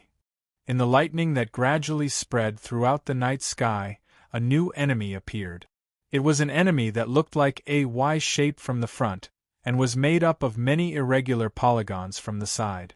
That's the enemy that attacked the New Edward Test Flight Center. The enemy that appeared in front of them was familiar to Ray Minkai and even Young Dyson, because before coming to Earth, they had a fierce fight with them. As soon as he saw the enemy that he had fought with before, Young Dyson was slightly relieved. Although it was the second time he had fought with these enemies, with the previous experience, it was better than dealing with new enemies. "No, Lieutenant. Don't be careless." Just as Ray Minkai's warning sounded, more enemies appeared in the lightning that tore the night sky apart. The number of enemies had far exceeded the number that attacked the New Edward Test Flight Center. 100, 1,000, 10,000.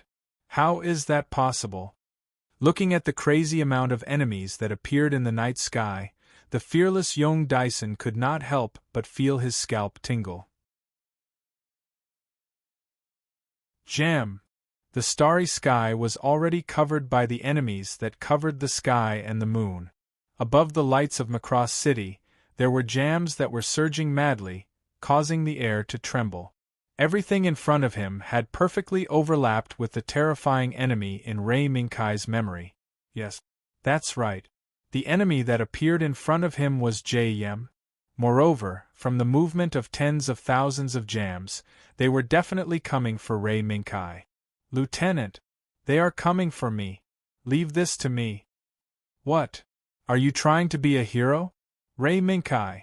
Just as Ray Minkai's voice sounded in young Dyson's ears, YF-21 brought the jam that covered the sky and the moon to the other side. No. This is not being a hero. She's my date. Lieutenant. Go save Beauty Wang. As Ray Minkai spoke, the missile pods on YF-21's legs opened one after another, and the missiles rained down on the pursuing Jem. Boom. Boom. Suddenly, a path of flames filled with death appeared behind YF-21. Every time a jam that was not afraid of death rushed in, they would be shattered into pieces and fall from the sky.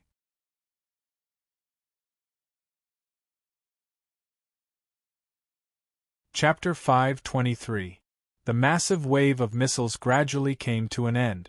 Even though behind YF-21 was a trail of death drawn out by the bombardment of missiles, it was still devouring the 6 o'clock Gamu army that was biting down on YF-21. However, the data presented in Lei Minkai's mind wasn't optimistic. Looking at the decreasing number of missiles, Ray Minkai knew that the most powerful Aoi trump card in his hand was about to be used up. Kai. Change direction. At this moment, White Cat State Zero's reminder suddenly sounded. Ray Minkai did not think too much about it. He subconsciously responded to White Cat State Zero's reminder. A thought was generated in Ray Minkai's mind and was sensed by the BDI system at the same time. In the next second, YF-21 suddenly rolled continuously to the right. While completing a 720 degrees roll, it also forcibly changed from a high-mobility fighter form to a half-human G form under high speed. The sudden increase in wind resistance forcefully reduced YF-21's speed. Tut tut tut! At the moment when the speed was reduced, the half-human G-form YF-21 raised the Gatling gun in its hand and suddenly burst out a burst of dazzling flames. It blew up the Gamu that brushed past YF-21's left side. However, this was not what Ray Minkai wanted to do. His real intention was to respond to White Cat State Zero's reminder. In the airspace that was slightly higher than YF-21's altitude, a red phantom rapidly descended. And this red phantom was Ghost X9 that White Cat State Zero was controlling. In the blink of an eye, Ghost X9 locked onto Gamu's wave that had been chasing YF-21 for a long time. Attack! Through the X9's own camera, White Cat State Zero clearly saw Gamu's strange true appearance.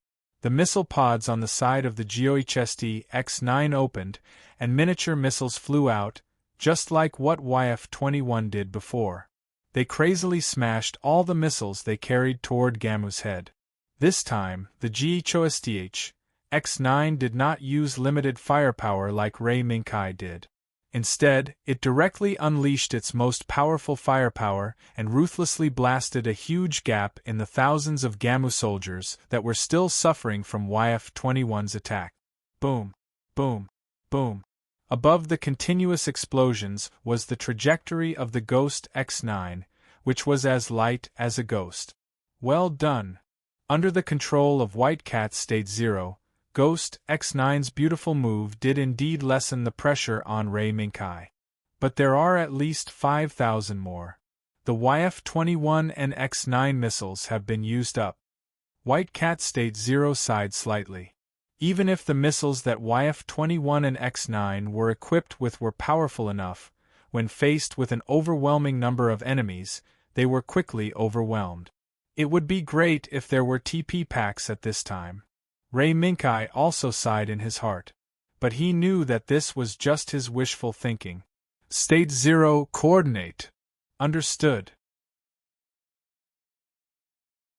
Under the strong intervention of Ghost X9, the Gamu's wave that had been ruthlessly attacked divided part of its forces and turned to chase after Ghost X9. However, Gamu did not expect that compared to YF-21, Ghost X9's maneuverability, without the shackles of a human pilot, was far superior. In the blink of an eye, Gamu, who was flying at full speed and could only fly at Mach 3, could only bitterly chase after Ghost X9's back. So slow. White Cat State 0 sneered coldly in its heart.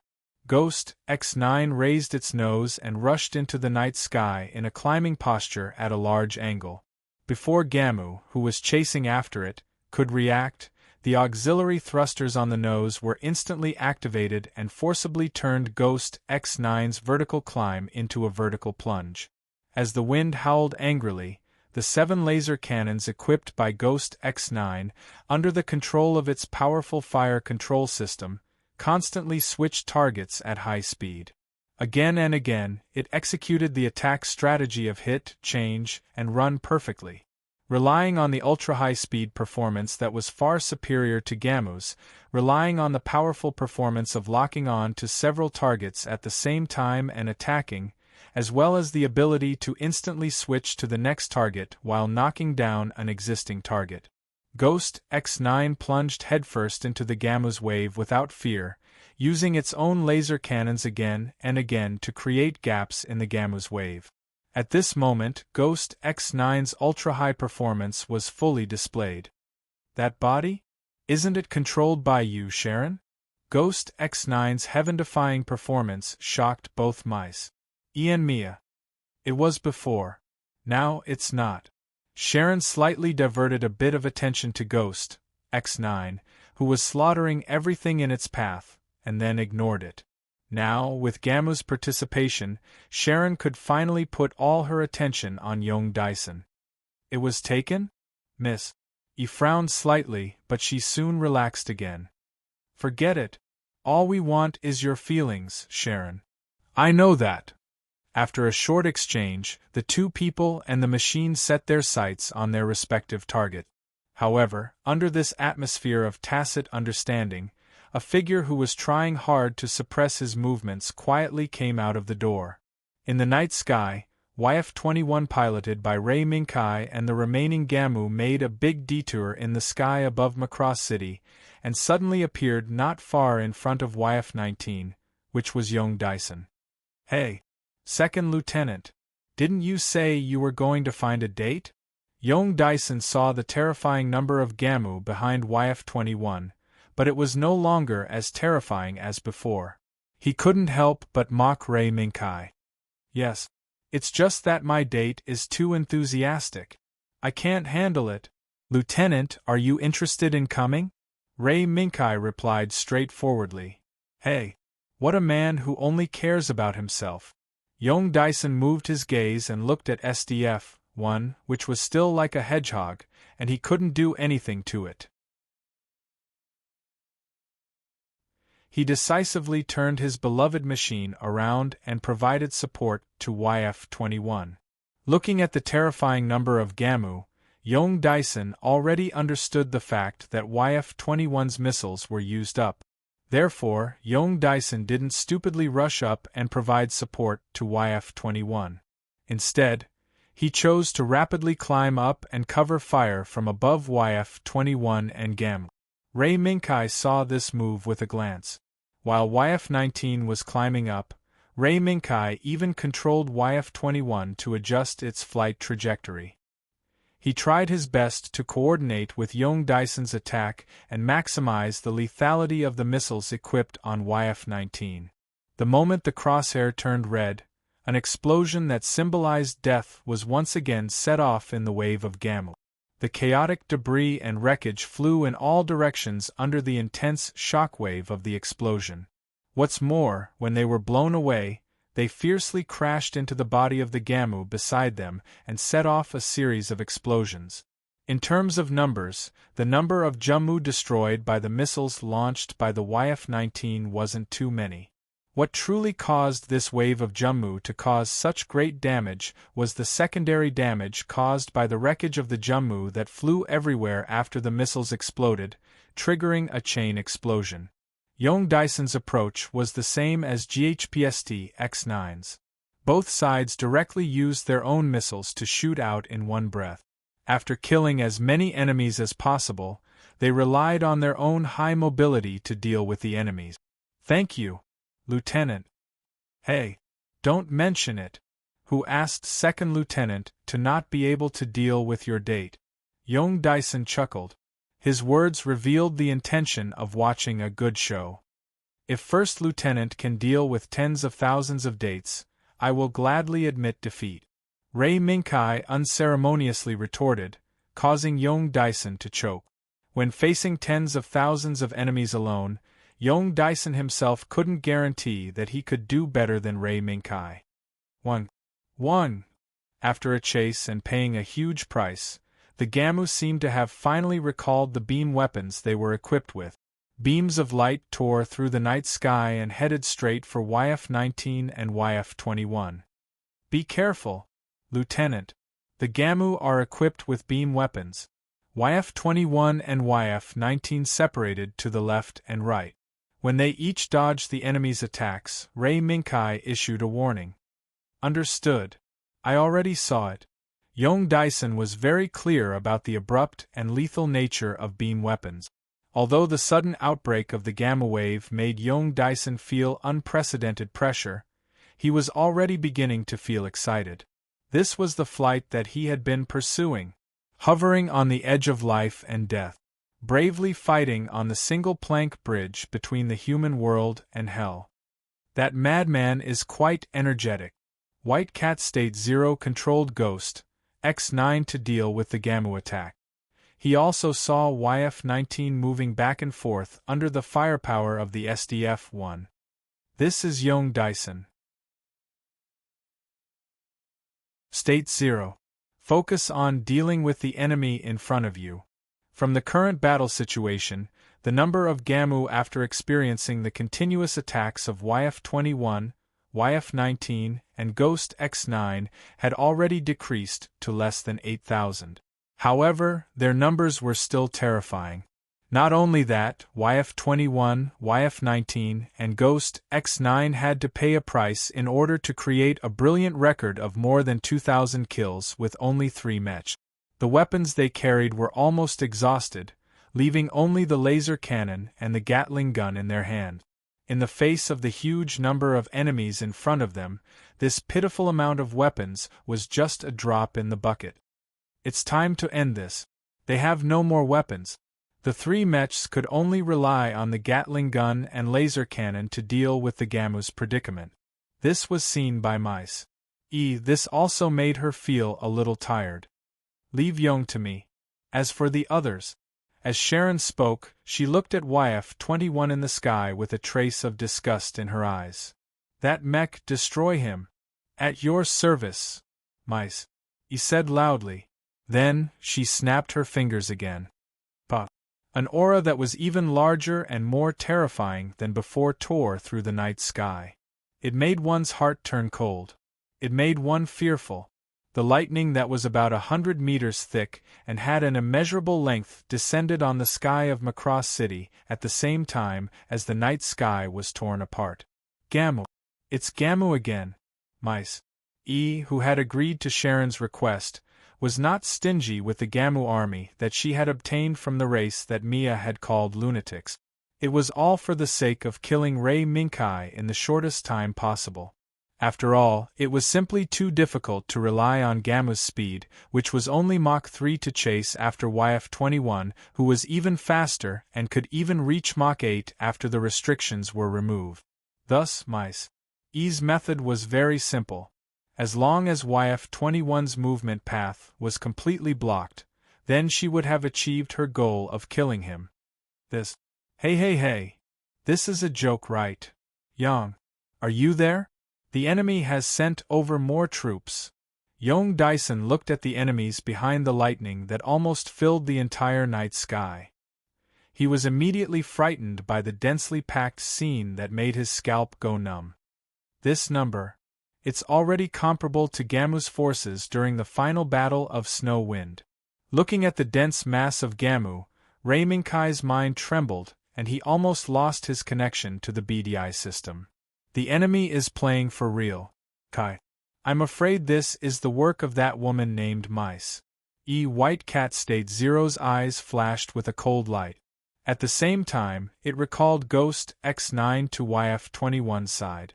When the new wave of Gamu army appeared, the Gamu that was chasing after Ray Minkai suddenly turned around and quickly converged with the Gamu army that appeared behind Lightning. Is this Sharon's doing? Young Dyson's eyes flashed with disbelief. No. It's not. It's someone else who caused this scene. Ray Minkai muttered to himself for a moment. White Cat State Zero beside him would know his thoughts in the next second. Are we going to start? White Cat State Zero waved its paws as if it was warming up. Otherwise, do you have any other ideas? Previously, Ray Minkai could still rely on YF-21's high mobility to deal with the large number of Gamu. But now, faced with the terrifying number of Gamu that was enough to seal off the entire sky of Macross City, Ray Minkai had no other way to deal with it other than using State Zero's Bangza form. Then let's do it. Before White Cat State Zero was ready to fuse with YF-21, a sudden unfamiliar message appeared. Are you afraid? My knight.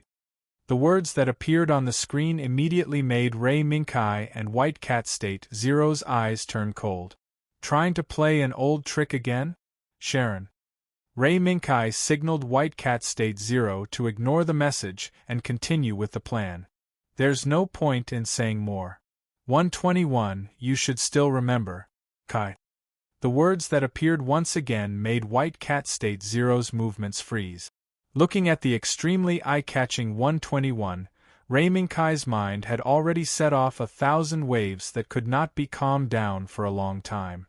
Fortunately, the BDI system did not lose its connection with Ray Minkai because of this.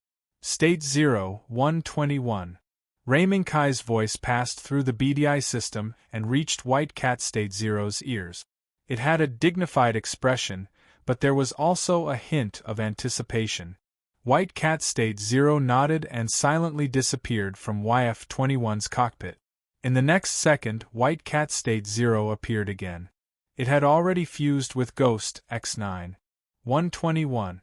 What a distant word. That was a cooperative tactic created by Ray Minkai, who had not yet become a personal knight, in the world of Soth's mechanical beasts that had not been destroyed by the Abyss. At the same time, it was a tactic that belonged only to them. The person who created this tactic with Ray Minkai at that time was the Empire's first princess, Vervian Lisunabas. You're tuning in to the Phoenix Knights YouTube channel. Don't forget to subscribe and join us on this journey to catch the most captivating stories.